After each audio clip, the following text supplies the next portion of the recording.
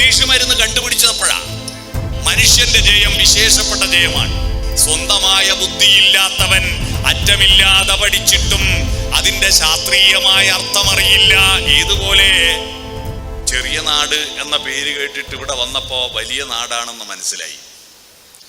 ഒരുപാട് വിദ്യാലയങ്ങളുള്ള നല്ല ഒരു സാംസ്കാരിക പശ്ചാത്തലമുള്ള ഈ വലിയ നാട്ടിൽ ഇവിടുത്തെ ഹയർ സെക്കൻഡറി സ്കൂളിലെ SSLCയും +2വും നല്ല വിജയം നേടിയ വിദ്യാർത്ഥികളെ അനുമോദിക്കുന്ന പരിപാടിയിൽ പങ്കെടുക്കാൻ സാധിച്ചതിൽ ആദ്യം തന്നെ സന്തോഷം അറിയിക്കുകയാണ്.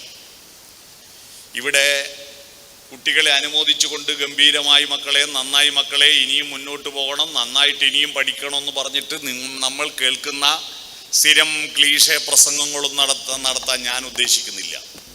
ഞാൻ പണ്ട് 10ാം ക്ലാസ് പഠിക്കുന്ന കാലത്ത് ഹിസ്റ്ററി പരീക്ഷയ്ക്ക് ഒരു ചോദ്യമുണ്ടായിരുന്നു. അക്ബർ ചക്രവർത്തിയുടെ ഭരണപരിഷ്കാരങ്ങൾ 1.5 പുറത്തിൽ കവിയാതെ ഉപന്യസിക്കുക. ഞങ്ങളന്ന് ഉപന്യാസം എഴുതിയത് 1.5 പേജ്. അക്ബർ ചക്രവർത്തി നല്ല ഭരണപരിഷ്കാരങ്ങൾ കാഴ്ചവെച്ച ചക്രവർത്തിയായിരുന്നു. അദ്ദേഹത്തിൻ്റെ ഭരണപരിഷ്കാരങ്ങൾ ഏറ്റവും മികച്ചതായിരുന്നു. എല്ലാം കൊണ്ട് നോക്കിയാൽ അദ്ദേഹത്തിൻ്റെ ഭരണപരിഷ്കാരങ്ങൾ രാജ്യത്ത് ഏറ്റവും മെച്ചപ്പെട്ടതായിരുന്നു. അത് മറ്റ് രാജ്യക്കാർക്കൊക്കെ നല്ല പ്രശസ്തി നേടിയ ഭരണപരിഷ്കാരങ്ങളായിരുന്നു. അതുകൊണ്ട് ആ ഭരണപരിഷ്കാരങ്ങൾ മോശമായിരുന്നില്ല. ഇങ്ങനെ തിരിച്ചും മറിച്ചും നന്നായിരുന്നു, മോശമായിരുന്നില്ല എന്ന് 1.5 പേജ് എഴുതും, ഒന്നും ഉണ്ടാവുകയില്ല. ഇതുപോലെയാണ് നമ്മുടെ ഇപ്പോൾ SSLCയും +2വും കഴിഞ്ഞിട്ട് ഒരുപാട് സ്വീകരണങ്ങളുണ്ട്. ഈ മൊമെൻ്റോ വാങ്ങാൻ വേണ്ടി ഇപ്പം നിങ്ങൾ ഇവിടെ പലരും സ്കൂൾ പഠിക്കുന്ന കുട്ടികളാണ്. പലരും നാട്ടിൽ മൊമെൻ്റോ വാങ്ങാൻ വേണ്ടിയിട്ട് ഈ ഒരു സാധനം വാങ്ങാൻ വേണ്ടിയിട്ട് 2.5-3 മണിക്കൂർ നേരം നാട്ടിലെ മുഴുവൻ ആളെയും പ്രസംഗം കേട്ട് സഹിച്ചിരിക്കേണ്ട അവസ്ഥയാണ്. എല്ലാവരും പറയുന്ന ഒരു പോയിൻ്റായിരിക്കും. അതുകൊണ്ട് അത്തരത്തിലുള്ള ക്ലീഷേ കാര്യങ്ങളൊന്നും ഞാനിവിടെ പറയാൻ പോകുന്നില്ല. ഞാൻ പറയുന്നത് നിങ്ങൾ കേൾക്കാത്തതും നിങ്ങൾ പഠിക്കേണ്ടതുമായ ചില പുതിയ കാര്യങ്ങളാണ്. ഈ പുതിയ കാര്യങ്ങൾ പഠിക്കാൻ നിങ്ങൾക്ക് കഴിയില്ലെങ്കിൽ മാഷന്മാർ പറഞ്ഞ മാത്രം കേട്ടിട്ട് മുന്നോട്ട് പോയിട്ട് ഒരു കുട്ടിയും നന്നാവില്ല കേട്ടോ. മാഷന്മാർ പറഞ്ഞത് അവരെ കുറ്റപ്പെടുത്താൻ പറ്റില്ല, അവർ പറഞ്ഞ് ശീലിച്ചതേ പറയൂ. അതിനപ്പുറത്ത് നിങ്ങൾക്ക് സ്വന്തമായ ഒരു ബുദ്ധിയും നിങ്ങൾക്ക് സ്വന്തമായ വികാരവും അതിൻ്റെ ഒരു മണ്ഡലമുണ്ട്. ഈ മണ്ഡലം വളർത്തലാണ് വിദ്യാഭ്യാസത്തിൻ്റെ ലക്ഷ്യം. അതുകൊണ്ട് നിങ്ങൾക്ക് നിങ്ങളുടേതായ ബുദ്ധി, നിങ്ങളുടെ ഉള്ളിലൊരാൾ അവരെ മുന്നോട്ട് നയിക്കണം. അതുകൊണ്ട് ഞാൻ ഈ ക്ലാസ് തുടങ്ങുമ്പോൾ തന്നെ ഒരു ചോദ്യം ചോദിച്ചിട്ട് തുടങ്ങാം. എന്താ ചോദ്യം ചോദിച്ചാൽ ഉത്തരം നിങ്ങൾ ആരും പറയണ്ട, പേടിക്കണ്ട. മുമ്പിലിരിക്കുന്ന കുട്ടികളോട് ചോദിക്കുമെന്ന് പേടിക്കണ്ട. എൻ്റെ നിലപാട് മാഷന്മാരുടെ നിലപാടിന് വിരുദ്ധമാണ്. മാഷന്മാർക്കൊരു സ്വഭാവം, ചോദ്യം ചോദിച്ചാൽ ഉത്തരം അറിയാത്ത ആളോട് ആദ്യം ചോദിക്കുക, ഉത്തരം അറിയുന്ന ആളോട് ലാസ്റ്റേ ചോദിക്കും, അല്ലേ? അത് ആദ്യം തന്നെ ഉത്തരം അറിയുന്ന ആളോട് ചോദിച്ചാൽ പിന്നെ സമാധാനമായില്ലേ ബാക്കിയുള്ളക്ക്? ഇത് അറിയാത്ത ആളോട് ആദ്യം ചോദിക്കും. എൻ്റെ നിലപാട് ഉത്തരം അറിയുന്നവരോട് ചോദിക്കൂ എന്നുള്ളത്. അപ്പം ഞാൻ ചോദിക്കുന്ന ചോദ്യത്തിന് ഉത്തരം അറിയുന്നവർ കൈപൊക്കിയാൽ മതി, ഞാൻ അവരോടേ ചോദിക്കൂ കേട്ടോ. അതുകൊണ്ട് പേടിക്കണ്ട. ഉത്തരം അറിയുന്നവർ കൈപൊക്കുക, അവരോട് മാത്രമേ ചോദിക്കൂ. മനസ്സിലായോ? ചോദ്യം ചോദിക്കട്ടെ. ഇതിൽ ഡ്രൈവിംഗ് അറിയുന്നവർ എത്ര പേരുണ്ട്? ഒന്ന് കൈപൊക്കുക. ഡ്രൈവിംഗ് അറിയുന്നവർ യെസ്, കൈപൊക്കൂ. യെസ്, റൈറ്റ്, കൈതാറ്റിക്കോ. ഇവിടെ RTO ഓഫീസിൽ നിന്ന് ആരെങ്കിലും ഉണ്ടെങ്കിൽ ഈ കൈപൊക്കിയ ആളുടെ എല്ലാം കുട്ടികളുടെ അച്ഛൻ്റെയോ അമ്മയുടെയും പേരിൽ 5000 രൂപ പിഴ വിളിക്കാം. 18 വയസ്സിന് മുമ്പ് ഡ്രൈവിംഗ് പഠിച്ചെങ്കിൽ 5000 രൂപ പിഴ വിളിക്കും. പക്ഷെ ഇന്ന് കുട്ടികളെ ഡ്രൈവിംഗ് സ്കൂളൊന്നും പോകാതെ തന്നെ മിക്ക കുട്ടികളും സ്വയമേവ ഡ്രൈവിംഗ് പഠിക്കുന്നുണ്ട്. അതിൽ അക്കാര്യത്തിൽ സമർത്ഥരാണ്. ഞാനിപ്പോൾ ചോദിക്കുന്ന ഒരു ചോദ്യം ഇതാണ്. നിങ്ങൾ 9ാം ക്ലാസ് വരെ, ഇവിടെ +2ൻ്റെയും 10ൻ്റെയും കുട്ടികളല്ലേ ഇരിക്കുന്നത്, 9ാം ക്ലാസ് വരെയുള്ള ചോദ്യത്തിന് ഡ്രൈവിംഗ് എന്താണെന്ന് ചോദിച്ചാൽ കുട്ടികൾ മറുപടി പറയും വണ്ടി ഓടിക്കലാണെന്ന്, അല്ലേ? ഇനി നിങ്ങൾ അങ്ങനെ പറയരുത്. എന്താണ് ഡ്രൈവിംഗ് എന്ന് ചോദിച്ചാൽ വണ്ടി ഓടിക്കലാണ് ഡ്രൈവിംഗ് എന്ന മലയാളം ട്രാൻസ്ലേഷൻ അല്ല ചോദിക്കുന്നത്. ഡ്രൈവിംഗ് എന്ന് പറയുന്ന തൊഴിലിന് യുണീക്കായിരിക്കുന്ന ഒരു ഐഡന്റിറ്റി ഉണ്ടാവും. അത് തൊഴിലിനും വ്യക്തിക്കും ഓരോ പ്രതിഭാസത്തിനൊരു പ്രത്യേകത ഉണ്ടാവും. ഇത് കണ്ടുപിടിച്ച് പറയലാണ് ഇനി നിങ്ങളുടെ പഠനം. ഡ്രൈവിങ്ങിന്റെ പ്രത്യേകത എന്താണെന്നറിയോ? ഞാൻ ഉദാഹരണം പറയാം. ഞാൻ എന്നോട് ചോദിച്ചാൽ എന്താ ഡ്രൈവിംഗ് എന്ന് ചോദിച്ചാൽ, ലോകത്ത് കള്ളപ്പണി എടുക്കാൻ പറ്റാത്ത ഒരേ ഒരു പണിയാണ് ഡ്രൈവിങ്. ഡ്രൈവ് ചെയ്ത് കൊടുക്കുമ്പോൾ കള്ളപ്പണി എടുക്കാൻ പറ്റില്ല. ഞാൻ ബ്രേക്ക് ചവിട്ടൂല, കുറച്ച് കഴിഞ്ഞിട്ട് ചവിട്ടാൻ പറ്റുമോ? ഇല്ല. സ്റ്റിയറിംഗ് തിരിക്കാൻ മനസ്സില്ല, പറ്റുമോ? ഇല്ല. ചെയ്യേണ്ട പണി ചെയ്യേണ്ട സമയത്ത് ചെയ്യേണ്ടതുപോലെ ചെയ്യേണ്ട പണിയാണ് ഡ്രൈവിങ്. പിടികിട്ടിയോ? ഇത്തരത്തിലേക്ക് നിങ്ങളുടെ പഠനം മാറണം. പിടികിട്ടിയോ? അല്ലാതെ എന്താണ് എന്ന് ടെക്സ്റ്റ് ബുക്കിലും നോട്ട് ബുക്കിലും ഉള്ളത് ഓർമ്മശക്തി പരീക്ഷിച്ച് ജയിക്കലല്ല നിങ്ങളുടെ പണി. അതിന് ഞാനൊരു സൂത്രം പറഞ്ഞു തരാം നിങ്ങൾക്ക്. അടുത്ത ചോദ്യം ചോദിക്കുക. അടുത്ത ചോദ്യം, നിങ്ങളെല്ലാവരും ഒരു വണ്ടി ഓടിക്കുക എന്ന് വിചാരിക്കുക. വിചാരിക്കാൻ ഒരു പ്രയാസമില്ലല്ലോ. വണ്ടി ഡ്രൈവിംഗ് അറിയുന്നവരും അറിയാത്തവർക്കും മനസ്സിൽ വിചാരിക്കാലോ. വിചാരിച്ചില്ലേ? യെസ്. ഇനി ഒരു കണക്കാണ്, ആ കണക്ക് ശ്രദ്ധിച്ച് കേൾക്കുക. ഈ വണ്ടി 2 കിലോമീറ്റർ മുന്നോട്ട് ഓടിയപ്പോ അതിൽ 4 ആള് കയറി. പിന്നെ 4 കിലോമീറ്റർ ഓടിയപ്പോ അതിൽ നിന്ന് 2 ആൾ ഇറങ്ങിപ്പോയി. പിന്നെയും വണ്ടി 5 കിലോമീറ്റർ ഓടിയപ്പോ 10 ആള് കയറി. 10 കിലോമീറ്റർ ഓടിയപ്പോ 5 ആൾ ഇറങ്ങിപ്പോയി. ഇനിയാണ് ചോദ്യം. കണക്കൊന്നുകൂടി പറയണോ? 2 കിലോമീറ്റർ ഓടിയപ്പോ 4 ആള് കയറി. 4 കിലോമീറ്റർ ഓടിയപ്പോ 2 ആൾ ഇറങ്ങിപ്പോയി. 5 കിലോമീറ്റർ ഓടിയപ്പോ 10 ആള് കയറി.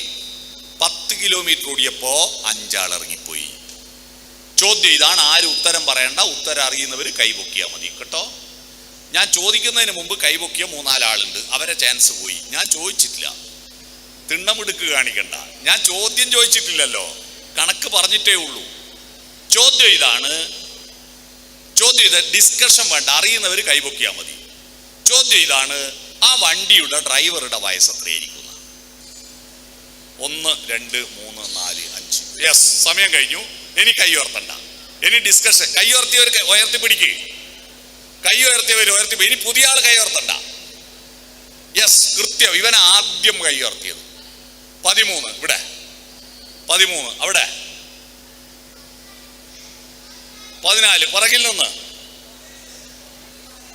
18. 18 എന്നാ പറഞ്ഞ 15. ഇനിയുണ്ടോ? ആ പുറകിലുള്ള ആള് പറഞ്ഞോ. എത്ര? 37. 38. 28. യെസ്. ഈ പറഞ്ഞ ഉത്തരെല്ലാം ശരിയാ.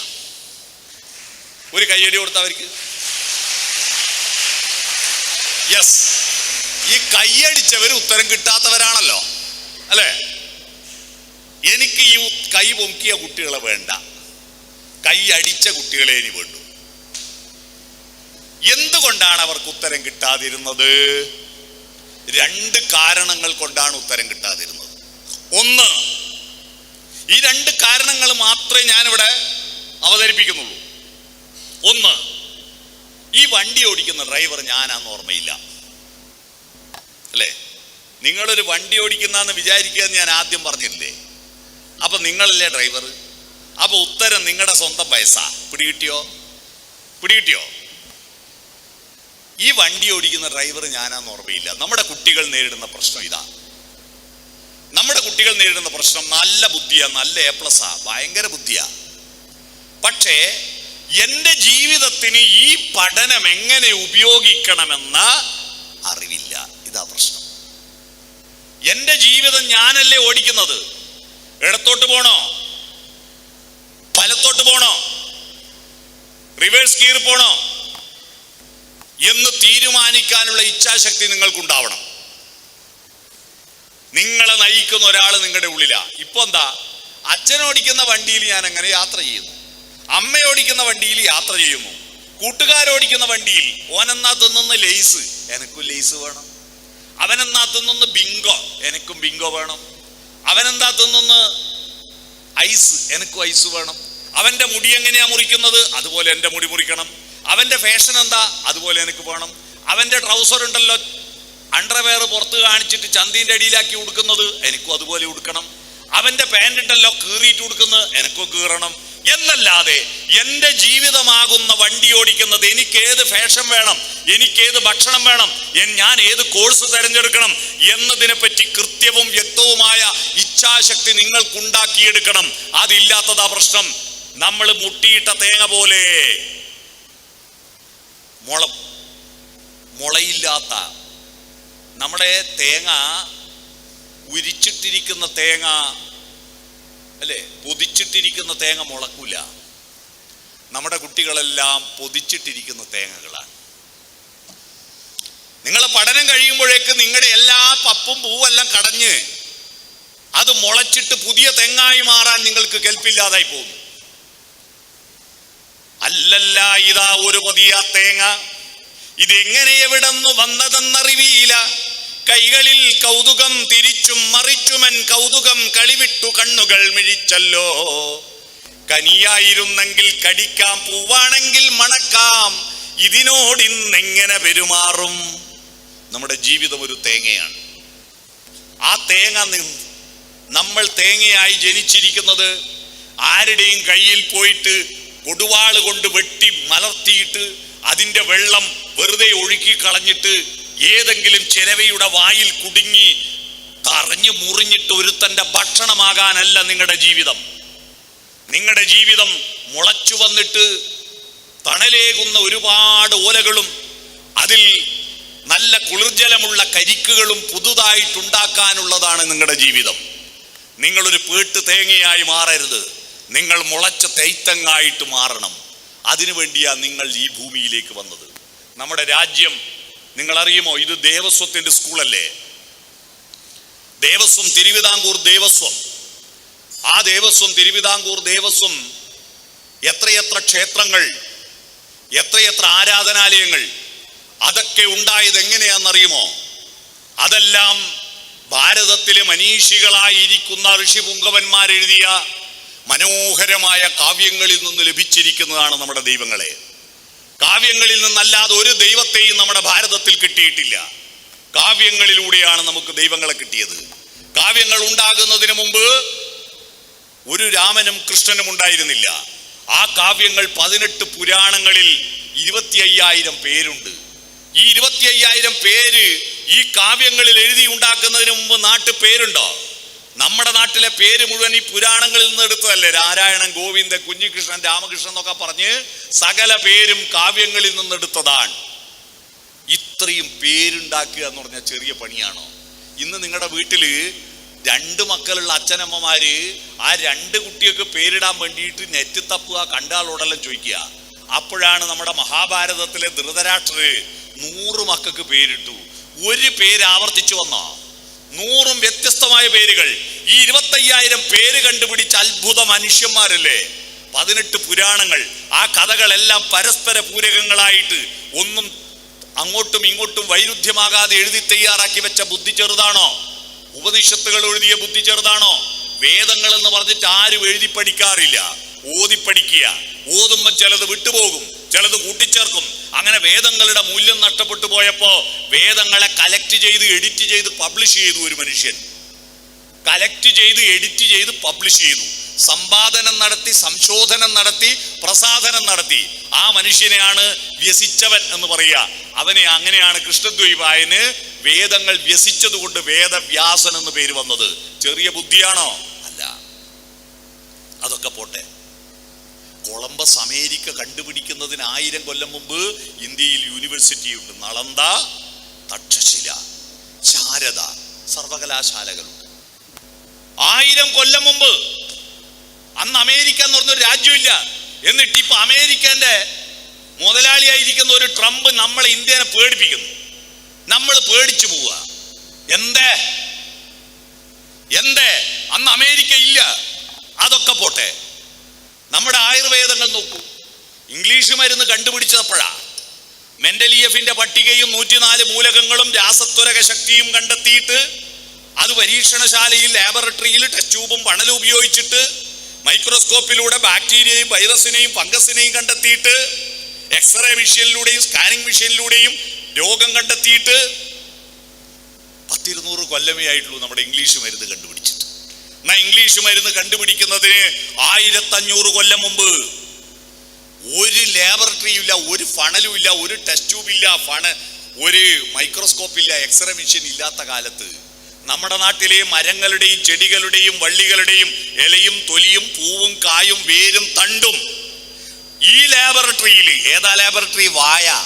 വായയിലിട്ട് ചവച്ചരച്ചു നോക്കിയിട്ട് അമ്ല ഗുണമാണോ ക്ഷാരഗുണമാണോ എന്ന് കണ്ടെത്തിയിട്ട് വാദത്തിന് പറ്റുമോ, പിത്തത്തിന് പറ്റുമോ, കഫത്തിന് പറ്റുമോ എന്ന് കണ്ടെത്തിയിട്ട് ആയിരക്കണക്കിന് ലേഹ്യങ്ങളും കഷായങ്ങളും അരിഷ്ടങ്ങളും ഗുളികകളും വടകങ്ങളും തൈലങ്ങളും ഉണ്ടാക്കി വെച്ച ചരകനും സുശ്രുതനും സഞ്ജീവിനിയും എന്തൊരു മഹാബുദ്ധിയാണ് അന്ന് ഉപയോഗിച്ചത്, ഇന്നും ഉപയോഗിക്കുന്നില്ലേ? ഇന്നും ആയുർവേദ മെഡിക്കൽ കോളേജും ആയുർവേദ ആശുപത്രിയില്ലേ? അന്ന് എഴുതി വെച്ചതാ. ചെറിയ ബുദ്ധിയാണോ? ഭാരതത്തിൽ അല്ല, അതിബുദ്ധിമാന്മാർ. ഇത് നമ്മൾ മാത്രം പറഞ്ഞതല്ല. ഇംഗ്ലീഷിൽ ഒരു ചൊല്ലുണ്ട്, വിസ്ഡം എറൈസ് ഫ്രം ഈസ്റ്റ്. വിവേകം കിഴക്ക് നിന്നുദിക്കുന്നു. കിഴക്ക് നമ്മൾ, അവര് പടിഞ്ഞാറ്. ഇത്രയും അറിവും വിവേകവും അത്ഭുത ബുദ്ധിയും ഒക്കെ ഉണ്ടായിരുന്ന നമ്മുടെ രാജ്യം എന്താ പുറകോട്ട് പോയത്? ഗൗരവതരമായി നിങ്ങൾ ചിന്തിക്കണം. മാഷന്മാരും കാരണവന്മാരും ഭരണാധികാരികളും അല്ല നിങ്ങളുടേതായി രാജ്യം. നിങ്ങൾ ചിന്തിക്കൂ, എന്താ നമ്മുടെ രാജ്യം പുറകോട്ട് പോയി? ഒന്നുമല്ല. ഇവിടെ നോക്ക്, ഈ ഹാളിൽ ഏതെങ്കിലും ഒരു സാധനം ഇന്ത്യയെ കണ്ടുപിടിച്ചിട്ടുണ്ട്? നിങ്ങൾ കണ്ടുപിടിച്ചു തന്നാ പറഞ്ഞു തന്നാ. ഒരു സാധനം ഇന്ത്യയെ കണ്ടുപിടിച്ചിട്ടുണ്ടോ? ഈ മൈക്ക് കണ്ടുപിടിച്ച ഇന്ത്യയിലാണോ? ഈ വാച്ച് കണ്ടുപിടിച്ച ഇന്ത്യയിലാണോ? ഈ കണ്ണട കണ്ടുപിടിച്ച ഇന്ത്യയിലാണോ? പേന കണ്ടുപിടിച്ച ഇന്ത്യയിലാണോ? കടലാസ് കണ്ടുപിടിച്ച ഇന്ത്യയിലാണോ? അച്ചടി കണ്ടുപിടിച്ച ഇന്ത്യയിലാണോ? ഫോണ് കണ്ടുപിടിച്ച ഇന്ത്യയിലാണോ? ഫാന് കണ്ടുപിടിച്ച ഇന്ത്യയിലാണോ? ബൾബ് കണ്ടുപിടിച്ച ഇന്ത്യയിലാണോ? ഈ ഹാള് സിമെന്റ് കണ്ടുപിടിച്ച ഇന്ത്യയിലാണോ? ഈ ആസ്പെറ്റോ ഷീറ്റ് കണ്ടുപിടിച്ച ഇന്ത്യയിലാണോ? നിങ്ങളിരിക്കുന്ന കസേര പ്ലാസ്റ്റിക് കണ്ടുപിടിച്ച ഇന്ത്യയിലാണോ? എന്നെ കൂട്ടിക്കൊണ്ടുവന്ന കാറ് കണ്ടുപിടിച്ച ഇന്ത്യയിലാണോ? ഇതുവഴി പോകുന്ന ട്രെയിന് കണ്ടുപിടിച്ച ഇന്ത്യയിലാണോ? ഇതൊക്കെ അവര് കണ്ടുപിടിച്ചു കൊണ്ടുവന്നോ? എന്താ ഈ ബുദ്ധി ഉപയോഗിക്കാൻ പറ്റിയില്ല? നിങ്ങൾ ചിന്തിക്കണം. ഇതാ പ്രശ്നം, ഇതാ പ്രശ്നം. ഞമ്മക്ക് ഇതിനൊന്നും നേരമില്ല, നമ്മൾ അങ്ങ് കൊണ്ടുതരുന്നത് വാങ്ങുക. ഇതാ കുറെ ആള് കണ്ടില്ല, അങ്ങോട്ടും ഇങ്ങോട്ടും തിരിഞ്ഞു കളിക്കുന്നു. ഇതൊന്നും എനിക്ക് ബാധകമല്ല. എനിക്ക് രാവിലെ എണീക്കുക, കക്കൂസ് പോവുക, എന്തോ തിന്നുക, കിടന്നുറങ്ങുക, മക്കളെ ഉണ്ടാക്കുക, പിന്നെയും കക്കൂസ് പോവുക. ഇത് തന്നെ പരിപാടി ആണോ? ഇതാണോ മനുഷ്യജന്മം? അല്ല. മനുഷ്യനെ ഈ ഭൂമിയിലേക്ക് അയച്ചത് മറ്റൊരു കാലത്തും ഒരാളും കണ്ടുപിടിക്കാത്തതും ചെയ്യാത്തതുമായിരിക്കുന്ന എന്തോ ഒരു ദൗത്യം നിങ്ങളെ ഏൽപ്പിച്ചുകൊണ്ടാണ് നിങ്ങൾ ഈ ഭൂമിയിലേക്ക് അയച്ചത്. 10,000-കണക്കിന് കോടിക്കണക്കിന് ഉറുമ്പുകളെ പോലെ, ചതിലുകളെ പോലെ, കടുവകളെ പോലെ, മാനിനെ പോലെ കുറെ തിന്നു കിടന്നുറങ്ങാനല്ല. ഹേ മനുഷ്യ, നീ ഭൂമിയിലേക്ക് വന്നത്. നിങ്ങൾ പ്ലസ് ആവണം. A+ന്റെ അർത്ഥമാണ് ഇനി ഞാൻ പറയാൻ പോകുന്നത്. +1-ലും +2-ലും പഠിക്കുന്ന കുട്ടികളാ.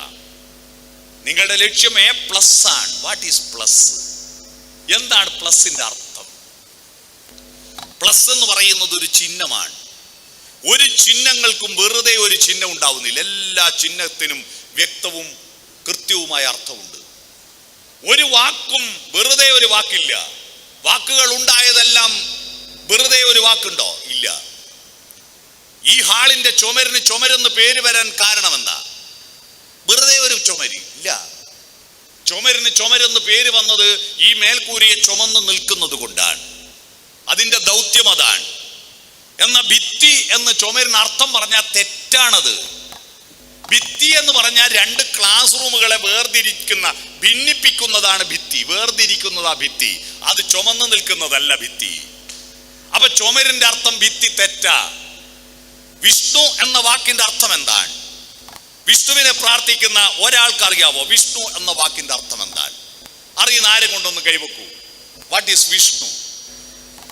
വിഷ്ണു എന്നുള്ള പേര് വെറുതെ ഒരു പേരിട്ടതാണോ വിഷ്ണു? അല്ല.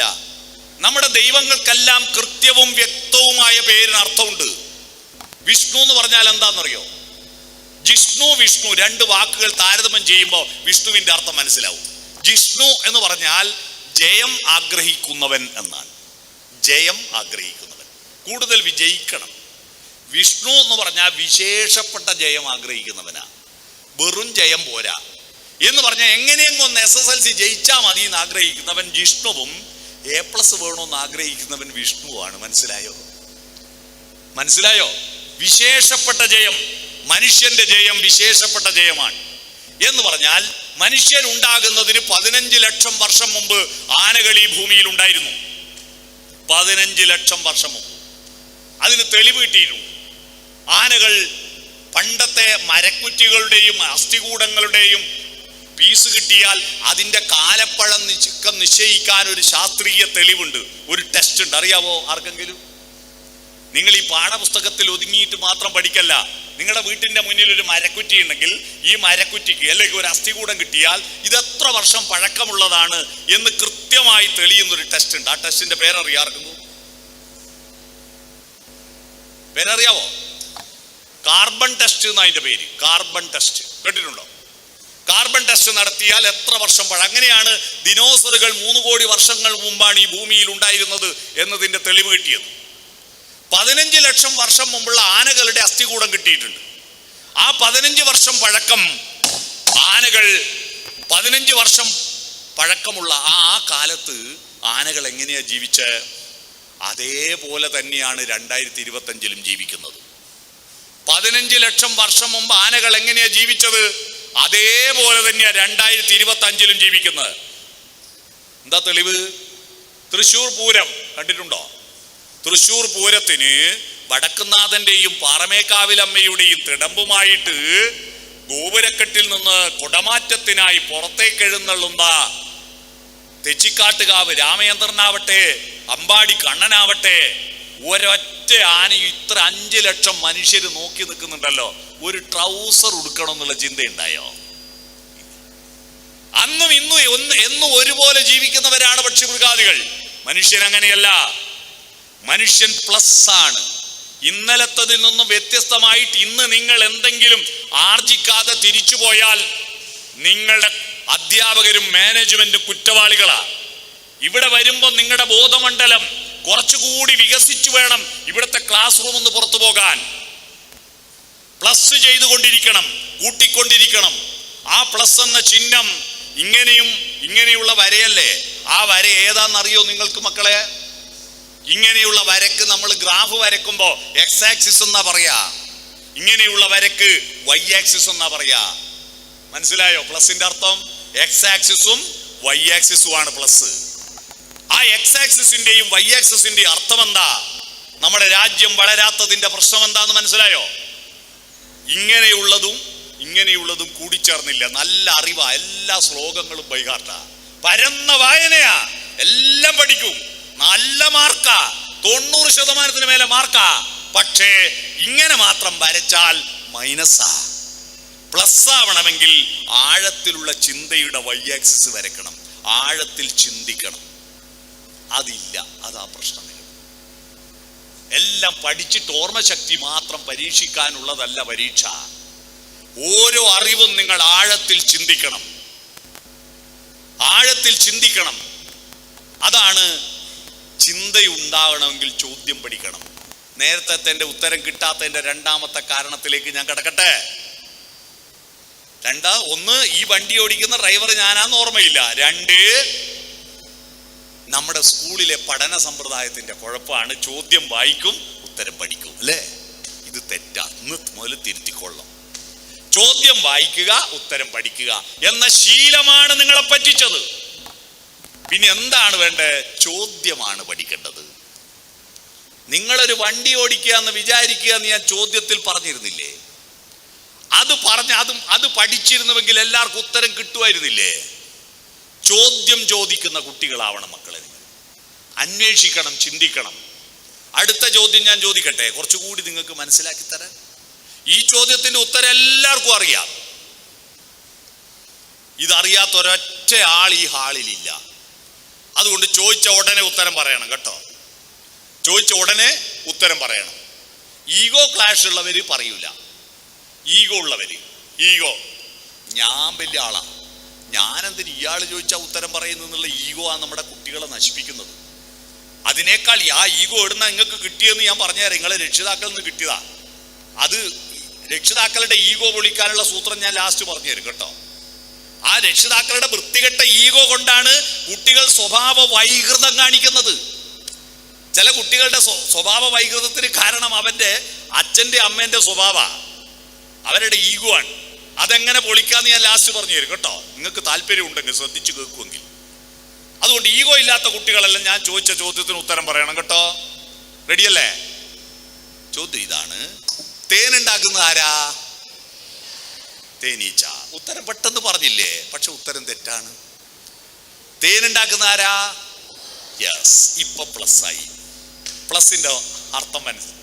തേനുണ്ടാക്കുന്ന ആരാന്ന് ഞാൻ ആദ്യം ചോദിച്ചപ്പോ നിങ്ങള് എല്ലാവരും തേനീച്ച എന്ന് പറഞ്ഞത് നിങ്ങളുടെ മനസ്സിലുള്ള സ്റ്റാറ്റസ് കോ, അത് എക്സാക്സിസാ. അതിനൊരു വളർച്ചയുമില്ല, ഇങ്ങനെ ലെവലിൽ നിൽക്കുക. തേനീച്ച എന്നുള്ള ഉത്തരം ഇതാണ്. പക്ഷെ രണ്ടാമത് ഞാൻ ചോദിച്ചപ്പോ നിങ്ങളുടെ വൈ ആക്സിസ് ചിന്ത വന്നു, പ്ലസ് ആയി. പൂവ് എന്ന് പറഞ്ഞു, പിടികിട്ടിയോ? പിടികിട്ടിയോ? ഇപ്പൊ പ്ലസ് ആയി. പൂക്കളെ തേനുണ്ടാക്കൂ. പൂക്കളിലെ തേനെല്ലാം മണ്ണിൽ വീണിട്ടും എന്തേ മണ്ണിന് മധുരമില്ല? എത്ര കാലമായി പൂക്കൾ ഭൂമിയിൽ വീണെന്നറിയോ? 3 കോടി വർഷമായി പൂക്കളും തേനും മണ്ണിൽ തൂവിപ്പോകുന്നു. ഇത്ര കാലം പൂവ് തേന് മണ്ണിൽ വീണിട്ടും എന്തേ മണ്ണിന് മധുരമില്ലാത്തത്? ഉത്തരം എന്താണെന്നറിയോ? തേനിന് 24 മണിക്കൂർ, ഒരു ഭക്ഷണ സാധനല്ലേ തേന്, 24 മണിക്കൂർ കൊണ്ട് കെട്ടുപോകും. അതുകൊണ്ടാണ് മണ്ണിന് മധുരമില്ലാത്തത്. അപ്പൊ നിങ്ങള് അധ്യാപകരുടെയും രക്ഷിതാക്കളുടെയും മനസ്സിൽ ഒരു ചോദ്യം വന്നില്ലേ? ഇപ്പോ 24 മണിക്കൂർ കൊണ്ട് കെട്ടുപോകാൻ. എൻ്റെ വീട്ടിൽ ഒരു കുപ്പി തേന് കൊണ്ടുവച്ചിട്ട് 6 മാസമായല്ലോ, ഇതുവരെ കെട്ടുപോയിട്ടില്ലല്ലോ. അവിടെയാണ് നമ്മൾ അന്വേഷിക്കേണ്ടത്. തേനിലെ പൂവിലെ തേന് തേനീച്ച എടുത്തു കൊണ്ടുപോയി അതേപോലെ തേൻവലയിൽ വെച്ചിരുന്നുവെങ്കിൽ 24 മണിക്കൂർ കൊണ്ട് കെട്ടുപോകായിരുന്നു. പക്ഷെ തേനീച്ച അത് കുടിച്ച് ദഹിപ്പിച്ച തേനാണ് തേൻവലയിൽ കൊണ്ടുപോയി വെക്കുന്നത്. സ്വന്തം എൻസൈമുകൾ ചേർത്ത് ദഹിപ്പിക്കുന്നു. ദഹിച്ച തേന് പിന്നെ കെട്ടുപോകില്ല. മനസ്സിലായോ?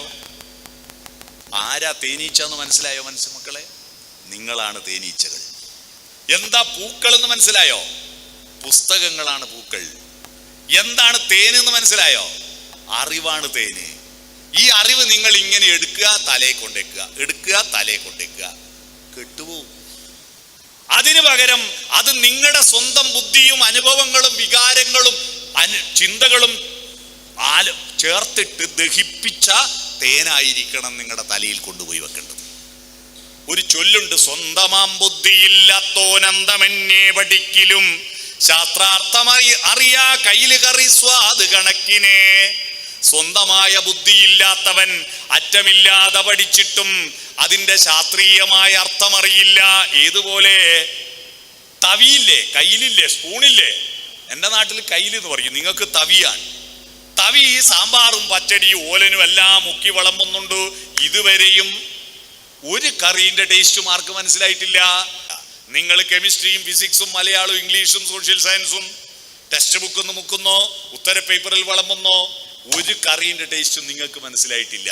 ഇതാണ് നമുക്ക് പറ്റിയ അബദ്ധം. അത് നിങ്ങൾ കുടിച്ചു ദഹിപ്പിക്കണം. ഭാരതത്തിൽ മതങ്ങൾ ഉണ്ടാകുന്നതിന് മുമ്പ് 2 മന്ത്രങ്ങൾ ഉണ്ടായിരുന്നു, അറിയാവോ? ആ മന്ത്രങ്ങൾ ഉണ്ടാകുന്ന കാലത്ത് ഹിന്ദു മതവും ഇല്ല, ഇസ്ലാം മതവും ഇല്ല, ക്രിസ്തു മതവും ഇല്ല, ലോകത്ത് ഒരു മതവും ഇല്ല. ഭാരതത്തിലെ ആദ്യത്തെ മന്ത്രം ഏതാണെന്നറിയാവോ? വേദങ്ങളുടെ മൂലമന്ത്രം. ആർക്കും അറിയാവോ? ഞാനൊരു ക്ലൂ തരാം രക്ഷിതാക്കൾക്ക് വേണ്ടിയിട്ട്. കുട്ടികൾ അത് കേട്ടിട്ടുണ്ടാവില്ല, അതുകൊണ്ടാണ് രക്ഷിതാക്കൾക്ക് വേണ്ടിയിട്ട് ക്ലൂ തരുന്നത്. ആ മന്ത്രത്തെ കുറിച്ചിട്ട് വയലാർ രാമവർമ്മ ഒരു സിനിമാ പാട്ട് എഴുതിയിട്ടുണ്ട്. ആ പാട്ടിന്റെ ആദ്യത്തെ വരി ഞാൻ പറയാം. എന്നാ മന്ത്രത്തിന്റെ പേര് കിട്ടുമോ നോക്കാലോ. ശാരികേ ശാരികേ സിന്ധു ഗംഗാ നദീ തീരം വളർത്തിയ ഗന്ധർവഗായികേ പാടുക നീ.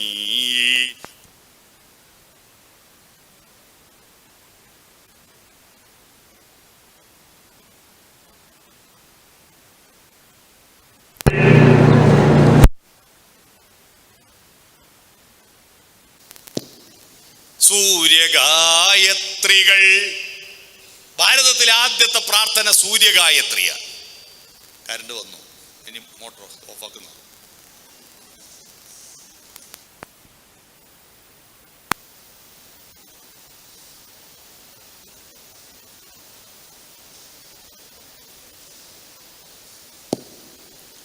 സൂര്യഗായത്രി എന്താ? എല്ലാവരും സൂര്യഗായത്രി ഈ മന്ത്രമെല്ലാം ചൊല്ലുമ്പോ അർത്ഥം അറിയാത്ത ഒരൊറ്റ മന്ത്രം ചൊല്ലരുത് കേട്ടോ. നിങ്ങളെ കൊണ്ട് പല മന്ത്രം ചൊല്ലിക്കുന്നില്ലേ? ഈ മന്ത്രത്തിന്റെ അർത്ഥം അറിയാണ്ടാ ചൊല്ലുന്നത് പലരും. മന്ത്രത്തിന്റെ അർത്ഥം രാമ രാമ രാമ ജപിക്കുന്നതിന്റെ അർത്ഥം അറിയാം ആർക്കെങ്കിലും? രാമ രാമ ജപിക്കുന്നതിന്റെ അർത്ഥം അറിയുന്ന ആരും കൊണ്ട് ഇപ്പൊ ഞാൻ 500 പേരും രാമ രാമ ജപിക്കുന്നതിന്റെ അർത്ഥം പറഞ്ഞു 500 പേര് എല്ലാരും പറഞ്ഞോ എന്താ? ആ രാമ എന്ന ആ അക്ഷരത്തിന്റെ അർത്ഥം പറയൂ. എന്താണ്? ഒന്നിങ്ങോട്ട് വാ. വരാൻ പറ്റില്ലല്ലേ? പറഞ്ഞോ, ഒന്ന് ശബ്ദം ഉണ്ടാക്കല്ലോ, ഓർ പറയുന്നത് കേൾക്കട്ടെ. ഇരുളിനിയാക അതല്ല ഞാൻ ചോദിച്ചത്. രാമ 2 അക്ഷരത്തിന് 2 അർത്ഥമുണ്ട്, അറിയാവോ? രാശബ്ദോച്ചാരണ മാത്രേണ മുഖാൻ നിര്യന്തി പാതക പുനഃപ്രവേശ ഭീര്യാജ മകാരച്ചക്കവാടവേൽ. എന്നാലും ഞാൻ പറയാൻ പോകുന്നതിന്റെ അർത്ഥം ഓർ പറഞ്ഞു, അതുകൊണ്ട് ഞാൻ 500 രൂപ ഓർക്ക് കൊടുക്കും. മനസ്സിലായോ? രാ എന്നുച്ചരിക്കുമ്പോൾ ഉള്ളിലെ പാപങ്ങൾ പുറത്തു പോകുന്നു. പുറത്തുപോയ പാപങ്ങൾ തിരിച്ചുള്ളിൽ പ്രവേശിക്കാതിരിക്കാൻ മ എന്ന് വയപൂട്ടുന്നു. പിടികിട്ടിയോ അർത്ഥം? രാമ മന്ത്രത്തിന്റെ അർത്ഥം മനസ്സിലായോ? അർത്ഥം അറിഞ്ഞിട്ടേ മന്ത്രം ചൊല്ലാവൂ. 500 രൂപ ഞാൻ ഇങ്ങോട്ട് വരാനാവില്ലല്ലോ, ഞാൻ വരുമ്പോ അങ്ങോട്ട് തരും. ഞാൻ 500 രൂപ ഞാൻ വാഗ്ദാനം ചെയ്ത പൈസ നിങ്ങൾക്ക് തന്നേ പോകും ഞാൻ. Okay, yes. അപ്പോ ഞാൻ പറഞ്ഞു വന്നത് അർത്ഥമറിയണം, ഓരോന്നിന്റെ അർത്ഥമറിയണം, വെറുതെ ചൊല്ലരുത്. ഗായത്രി മന്ത്രത്തിന്റെ അർത്ഥം ഓം സത് സവിതുർവരേണ്യം ഭർഗോ ദേവസ്യ ധീമഹി ധിയോ യോ ന പ്രചോദയാത് എന്ന ഈ മന്ത്രത്തിന്റെ അർത്ഥം പറഞ്ഞു തന്നില്ലേ? പിന്നെ എന്തിനാണ് ദേവസ്വം സ്കൂളിൽ പഠിക്കുന്നത് നിങ്ങൾ? ഈ മന്ത്രമാണ് ഭാരതത്തിലെ പ്രധാനപ്പെട്ട മന്ത്രം. എന്താ ഇതിന്റെ അർത്ഥം? സൂര്യനെ പ്രാർത്ഥിക്കുക. ഒരു ദൈവത്തെയല്ല, ക്രിസ്ത്യാനിക്കും മുസൽമാനും ഹിന്ദുവിനും പാഴ്സിക്കും എല്ലാവർക്കും ഉള്ള ഒരു ദൈവം സൂര്യനാണ്, ഭൂമിയുടെ ദൈവം. കാരണം നമുക്ക് വെളിച്ചം തരുന്നവൻ. ഭർഗോ ദേവസ്യ ധീമഹി, ഭർഗസ് ഊർജത്തിന്റെ പ്രവാഹമാണ്. ഞാനിപ്പോ നിങ്ങളോട് പ്രസംഗിക്കുന്ന എന്റെ ശബ്ദോർജമുണ്ടല്ലോ, ഇത് സൗരോർജമല്ലേ? കഴിഞ്ഞ കൊല്ലം ആന്ധ്രയിൽ ഉദിച്ച സൗരോർജമാണിത്. കഴിഞ്ഞ കൊല്ലം ആന്ധ്രയിൽ സൂര്യൻ ഉദിച്ചപ്പോൾ അവിടുത്തെ കർഷകരും തൊഴിലാളികളും അവിടുത്തെ വയലിൽ നട്ട നെൽച്ചെടിയുടെ നെല്ലോലകൾ ആ സൂര്യപ്രകാശത്തെ ഏറ്റുവാങ്ങി പ്രകാശ സംശ്ലേഷണം നടത്തി, ഫോട്ടോ സിന്തസിസ് നടത്തി, കാർബോഹൈഡ്രേറ്റ് ഉണ്ടാക്കി, അന്നജമുണ്ടാക്കി, നെല്ലിന്റെ കതിരിനുള്ളിൽ പാല് രൂപത്തിൽ കൊണ്ടുപോയി നിക്ഷേപിച്ച് ആ കതിരുകൾ കാറ്റേറ്റ് വെയിലേറ്റ് വിളഞ്ഞപ്പോ അവിടുത്തെ കർഷകരത് കൊയ്തെടുത്ത് മെതിച്ച് നെല്ലാക്കി മില്ല് കൊണ്ടേ കുത്തി അരിയാക്കി ചാക്കിൽ കെട്ടി ഗുഡ്സ് ട്രെയിനിൽ കയറ്റി ഹൈദരാബാദിൽ നിന്ന് കയറ്റിയ Secunderabad, Vijayawada, Salem, Erode, Coimbatore, Palakkad, Ottapalam, Wadakkanchery, Thrissur, Pudukkad, Ollur, Chalakudy, Irinjalakuda, Angamaly, Aluva, Ernakulam town, Tripunithura, Piravom road, Ettumanoor, Kottayam, Changanassery, Thiruvalla FCI ഗോഡൌണിൽ കൊണ്ടുവന്ന് അവിടുന്ന് ചെറിയ നാട് മാർക്കറ്റിൽ കൊണ്ടുവന്ന അരി ഉണ്ണി സാറിന്റെ വീട്ടിൽ വാങ്ങിക്കൊണ്ടുവന്നിട്ട് അരച്ചിട്ട് ചുട്ട 3 വെള്ളയപ്പം ഞാൻ രാവിലെ തിന്നതിന്റെ ഊർജ്ജമാണ് എൻ്റെ തൊണ്ടെന്ന് കേൾക്കുന്ന ഒച്ച. മനസ്സിലായോ? ഇത്രയും പ്രവാഹമാണ് ഈ ഊർജത്തിന്റെ ഉറവിടമായിരിക്കുന്ന സൂര്യ. അടുത്തതാണ് നിങ്ങളെ സംബന്ധിച്ചത്. ഞാൻ ഈ ചൊല്ലിയത് എന്തിനാണെന്നറിയോ? ധിയോ യോ ന പ്രചോദയാത്. ധീ എന്ന് പറഞ്ഞാൽ ബുദ്ധി. ബുദ്ധിയെ പ്രചോദിപ്പിക്കുക. ആന്തരിക വെളിച്ചമായി മാറിയാലും വന്നാൽ, ആന്തരികമായ വെളിച്ചമായി മാറിയാലും. ബാഹ്യമായ വെളിച്ചം അല്ല പ്രധാനം. ബാഹ്യമായ വെളിച്ചം പക്ഷിമൃഗാദികളെല്ലാം കാണുന്നുണ്ട്, പക്ഷെ ആന്തരികമായ വെളിച്ചം മനുഷ്യനേ ഉള്ളൂ. നിങ്ങളുടെ പേര് നിങ്ങൾക്കറിയാം, പക്ഷെ നായിക്കറിയില്ല നായിന്റെ പേര് നായിയാണെന്ന്. അറിയോ? കാട്ടിലെ രാജാവാരാ? സിംഹം. പക്ഷെ ആ വിവരം ഇതുവരെ സിംഹം അറിയില്ല. അറിഞ്ഞെങ്കിൽ പിറ്റേന്ന് കൊട്ടാരം വേണമെന്ന് പറയും, അതിന് എസ്കോട്ട് ഇന്നോവ കാറ് വേണമെന്ന് പറയും. അത് വെറും നിലത്ത് കിടന്നുറങ്ങുന്നു അല്ലേ? അതിന്റെ ഭക്ഷണം അത് തന്നെ വേട്ടയാടി പിടിച്ചു തിന്നുന്നു അല്ലേ? ആരും സഹായിക്കാനില്ല. കാരണം അതിനറിയില്ല താൻ രാജാവാണെന്ന്. നമ്മൾ നിശ്ചയിച്ചതാ. ഈ ഭൂമിയിലെ എല്ലാ മൃഗങ്ങളുടെയും പേര് ഇട്ടത് നമ്മളല്ലേ? ഈ ലോകത്തെ സകലതിനും പേരിട്ടത് നമ്മളാ. നമുക്ക് നമ്മുടെ ഉള്ളിൽ ഒരു വെളിച്ചമുണ്ട്, പുറത്തെ വെളിച്ചമല്ല. പുറത്ത് വെളിച്ചം തരുന്ന ആളെ കൃഷ്ണൻകുട്ടി എന്നാ പറയാ, അകത്ത് വെളിച്ചം തരുന്ന ആളെ ശിവൻകുട്ടി എന്നാ പറയാ. സംഭവം മനസ്സിലായോ? കുട്ടിയൊക്കെ എന്തോ മനസ്സിലായോ? പുറത്ത് വെളിച്ചം തരുന്ന ആളെ കൃഷ്ണൻകുട്ടി എന്ന് പറയും, അകത്ത് വെളിച്ചം തരുന്ന ആളെ ശിവൻകുട്ടി എന്ന് പറയും. എന്തൊക്കെ മനസ്സിലായോ? എടാ, കൃഷ്ണൻകുട്ടി എന്ന് പറഞ്ഞ ഇലക്ട്രിസിറ്റി മന്ത്രി, പുറത്ത് വെളിച്ചം തരുന്ന ആള്. അകത്ത് വെളിച്ചം തരുന്ന ശിവൻകുട്ടി എന്ന് പറഞ്ഞ വിദ്യാഭ്യാസ മന്ത്രി. പിടികിട്ടിയ മനസ്സിലായോ? പുറത്ത് വെളിച്ചം തരുന്നു മാത്രം പോരാ, അകത്ത് വെളിച്ചമായി മാറണം. അകത്ത് വെളിച്ചമായി മാറണം. നിങ്ങൾ അറിയണം ഓരോന്നിന്റെ അർത്ഥം. അപ്പോ ഇത് കഴിഞ്ഞിട്ടൊരു മന്ത്രമുണ്ട് കേട്ടോ. ഗായത്രി മന്ത്രം കഴിഞ്ഞാൽ പിന്നെ അടുത്ത മന്ത്രം പഠനത്തിന്റെ മന്ത്ര. ഈ മന്ത്രം ഒന്നും എന്തിനാ ചൊല്ലുന്നതെന്ന് ഒരു പിടിയും ആരും പുരോഹിതന്മാര് പറഞ്ഞു കൊടുക്കാറില്ല. അടുത്ത മന്ത്രം ഓം സഹനാവവതു സഹനൗ ഭുനക്തു സഹവീര്യം കരവാവഹൈ തേജസ്വിനാവധീതമസ്തു മാ വിദ്യുഷാവഹൈ. എന്താ ഇതിന്റെ അർത്ഥം? ഓം എന്ന് പറഞ്ഞാൽ എന്താ? ഞാനൊരു സ്കൂളിൽ പോയി ചോദിച്ചു ഓം എന്ന് പറഞ്ഞാൽ എന്താ. അപ്പൊ ഒരു കുട്ടി എഴുന്നേറ്റ് നിന്നിട്ട് പറഞ്ഞു, ദൈവത്തെ ഡൗൺലോഡ് ആക്കുന്ന പാസ്വേഡാണ് ഓം. ദൈവത്തെ ഡൗൺലോഡ് ആക്കുന്ന പാസ്വേഡ് ഒന്നുമല്ല. ഓം എന്ന് പറഞ്ഞാൽ ആ ഉ അം. ഇതിന്റെ അർത്ഥം എന്നറിയോ? ജനിക്കുക, ജീവിക്കുക, മരിക്കുക, അത്രയേ ഉള്ളൂ. ഉണ്ടാവുന്നു, നിലനിൽക്കുന്നു, ഇല്ലാതാവുന്നു. ആ ഉ അം അത് കൂട്ടി വായിച്ച ഓ. പിടികിട്ടിയോ? അതാ സഹ അവവതു. ഒരുമിച്ച് ചർച്ച ചെയ്ത് പഠിക്കണം.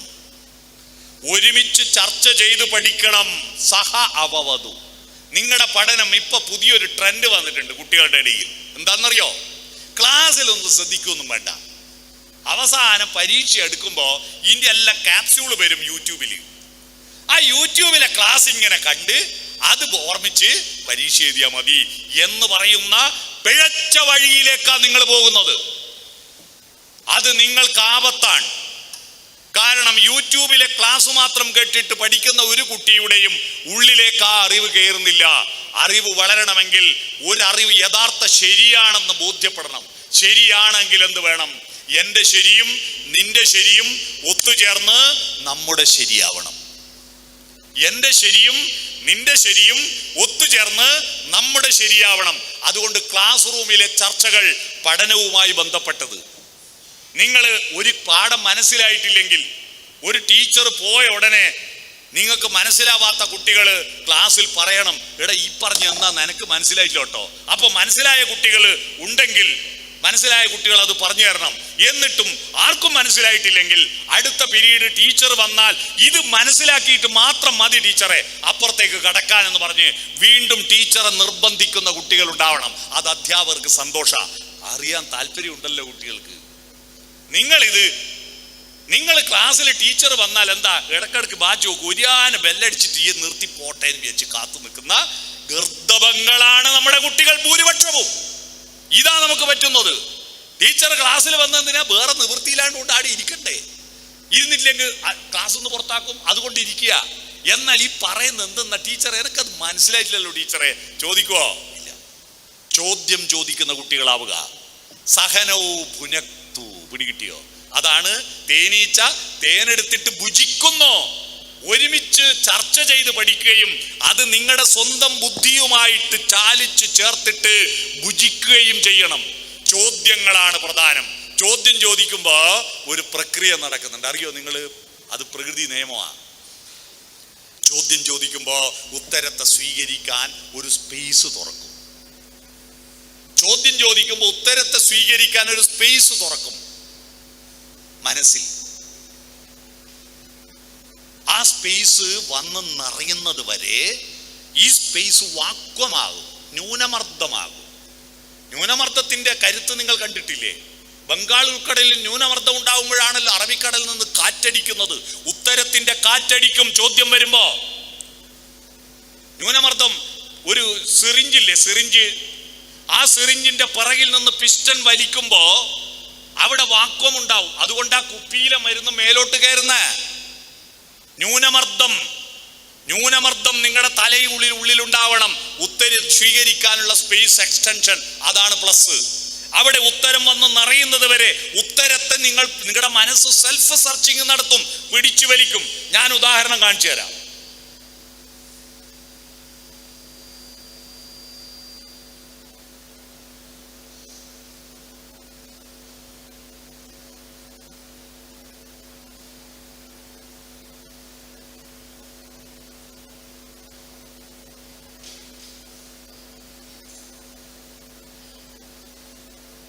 ഇതിവിടെ എനിക്ക് കുടിക്കാൻ കൊണ്ടുവച്ച വെള്ളം. ഞാൻ ഇതിനെ കൊണ്ടൊരു ഉദാഹരണം കാണിച്ചു തരാം. ന്യൂനമർദ്ദത്തിന്റെ കരുത്ത് ഇതെന്റെ കയ്യിൽ ഇങ്ങനെ നിൽക്കുന്നുണ്ടല്ലോ, വെള്ളം മറിഞ്ഞു പോകുന്നില്ലല്ലോ. പക്ഷെ ഈ വെള്ളം എന്റെ കയ്യിൽ കമിഴ്ത്തി വെച്ചാൽ മറിഞ്ഞു പോകും അല്ലേ? കമിഴ്ത്തി വെച്ചാൽ മറിഞ്ഞു പോകില്ലേ? പക്ഷെ മറിഞ്ഞു പോകുന്നില്ല. ഈ വെള്ളം കമിഴ്ത്തി വെച്ചിട്ട് മറിഞ്ഞു പോകുന്നില്ല. ചെരിച്ചാ വീടുവോ? ചെരിച്ച വീടുവോ? ഇങ്ങനെ പിടിച്ചിട്ടും വീഴുന്നില്ല. എന്താ സംഭവിച്ചത്? ഇവിടെ ഒരു മാജിക്കും അല്ല. ഞാൻ എന്താ ചെയ്തത്? ഞാൻ ഈ കൈ ഇങ്ങനെ വെക്കുന്നു, ഉയർത്തുന്നു. ഇതെന്താണ്? ഇത് മാജിക് അല്ല, ഇതൊരു ശാസ്ത്രമാണ്. ഞാൻ എന്താ ചെയ്തതെന്നറിയോ? ഞാൻ കൈ 4 ഭാഗം അമർത്തുന്നു. അമർത്തിയല്ലോ, ടൈറ്റായി, വാട്ടർ ടൈറ്റായി, എയർ ടൈറ്റായി. എൻ്റെ 2 വിരൽ ഞാൻ താഴോട്ട് അമർത്തുന്നു. 2 വിരൽ താഴോട്ട് അമർത്തുമ്പോ എൻ്റെ ഉള്ളം കൈ മാത്രം മേലോട്ട് ഉയർന്നു.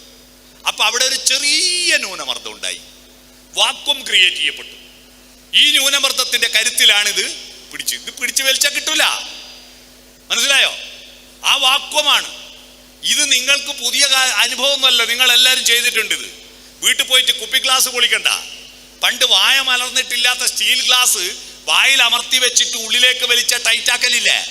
ആ സാധനം തന്നെയാ ഈ സാധനം. പിടികിട്ടിയോ? മനസ്സിലായോ?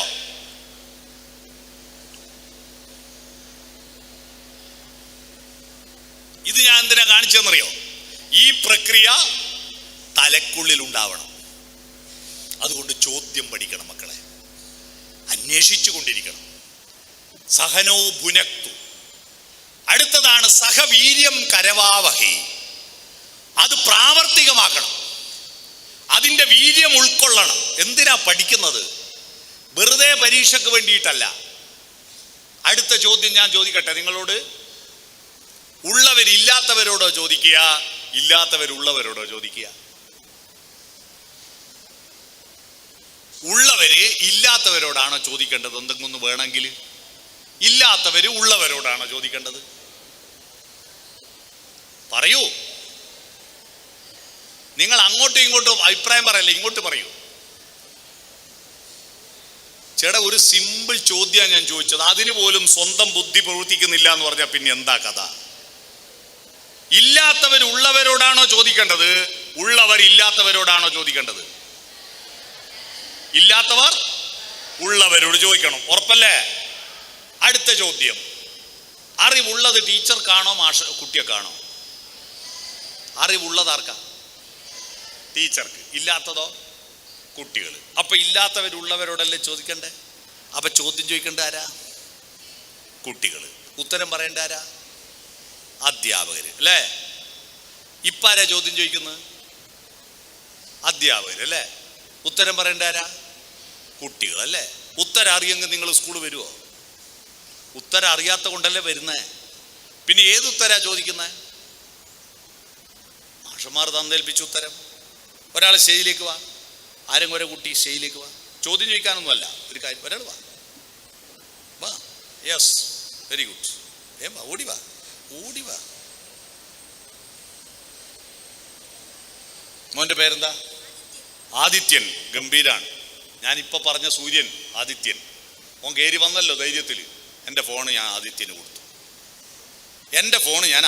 കൊടുത്തു. ആദിത്യനെ നിങ്ങൾ നോക്കിയട്ടെ. അവൻ നിങ്ങളെ നോക്കുന്നു, എന്നെ നോക്കുന്നു, നിങ്ങളെ നോക്കുന്നു, എന്നെ നോക്കുന്നു. എന്നല്ലാതെ ഞാൻ കൊടുത്ത ഫോൺ എന്തിനാ തന്നെന്ന് അന്വേഷിച്ചോ? ഈ ഫോൺ ഏത് കമ്പനിയാ? നോക്കിയ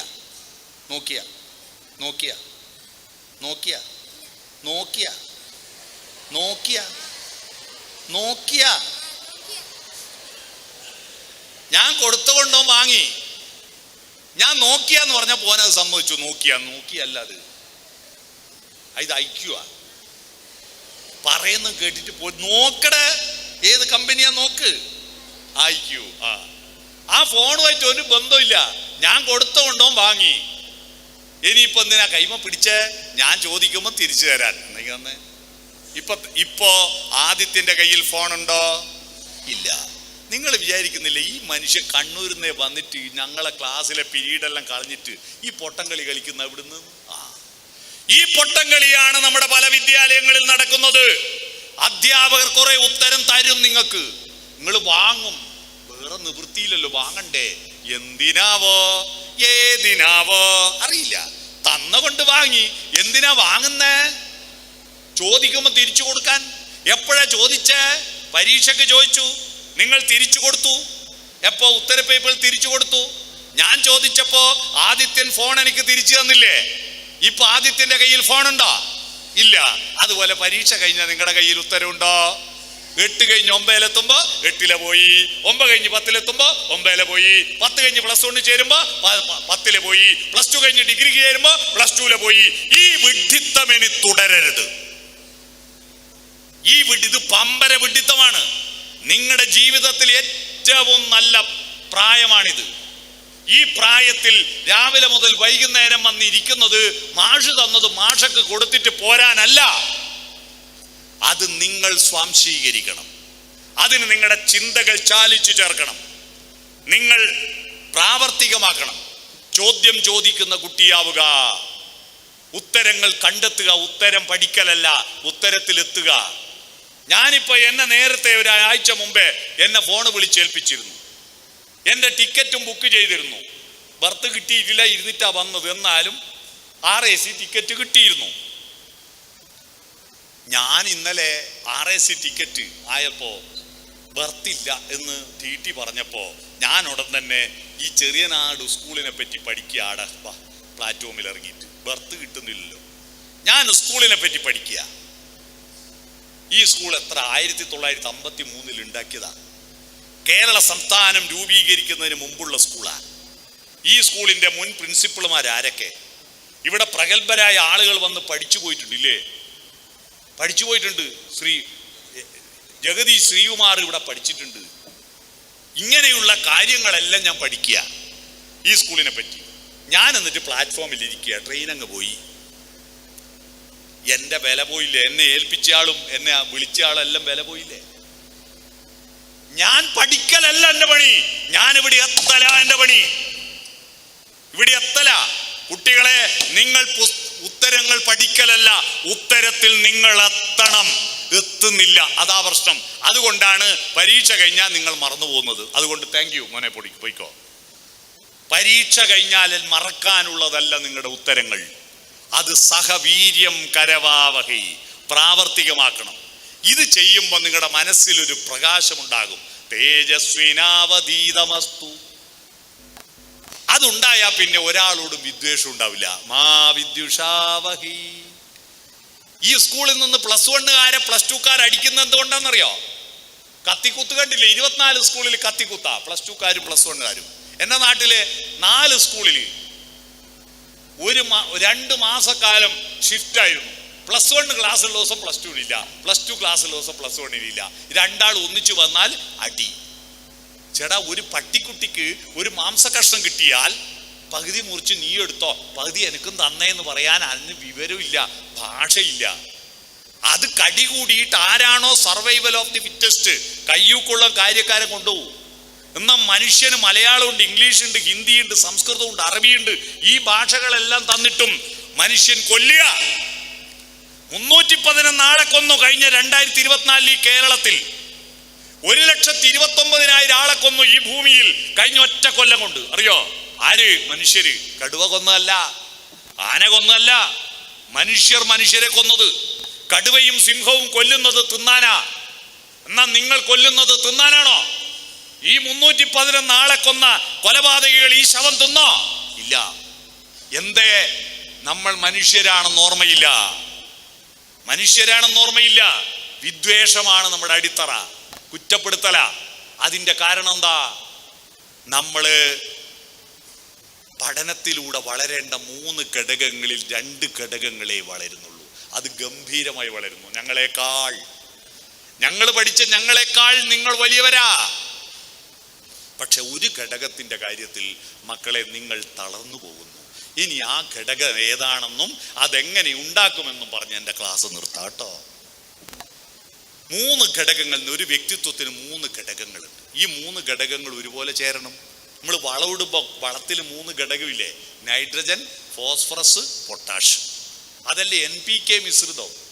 പൊട്ടാഷിന് കാലിയം എന്ന ലാറ്റിൻ വാക്ക് ചേർക്കുന്നതുകൊണ്ടാ K വന്നത്. 2 P വരുന്നതുകൊണ്ടാ പൊട്ടാഷിന് കാലിയം എന്ന് കൊടുത്തത്. അതാ NPK. അതിൽ N-ഉം P-യും ഉണ്ട്, K ഇല്ലേ കാര്യമില്ല. N-ഉം K ഉണ്ട്, P-യിലെ കാര്യമില്ല. P-യും K-യും ഉണ്ട്, N-യിലെ കാര്യമില്ല. 3ഉം ചേരണം.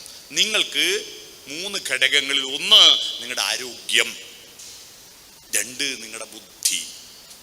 ഇത് രണ്ടും ഞങ്ങളെക്കാൾ മെച്ചപ്പെട്ടതാണ്. നിങ്ങൾക്ക് തെളിവ് ഞാൻ തരാം. നിങ്ങളുടെ ആരോഗ്യം നിങ്ങളെ നോക്കിയാട്ടെ, എന്ത് സുന്ദരന്മാരും സുന്ദരികളും. ഞങ്ങളൊക്കെ ഇവിടെ ഈ ചെയ്തിയിലിരിക്കുന്ന പലരുടെയും ബാല്യകാലത്ത് നമ്മളെ കോല അറിയാവോ നിങ്ങൾക്ക്?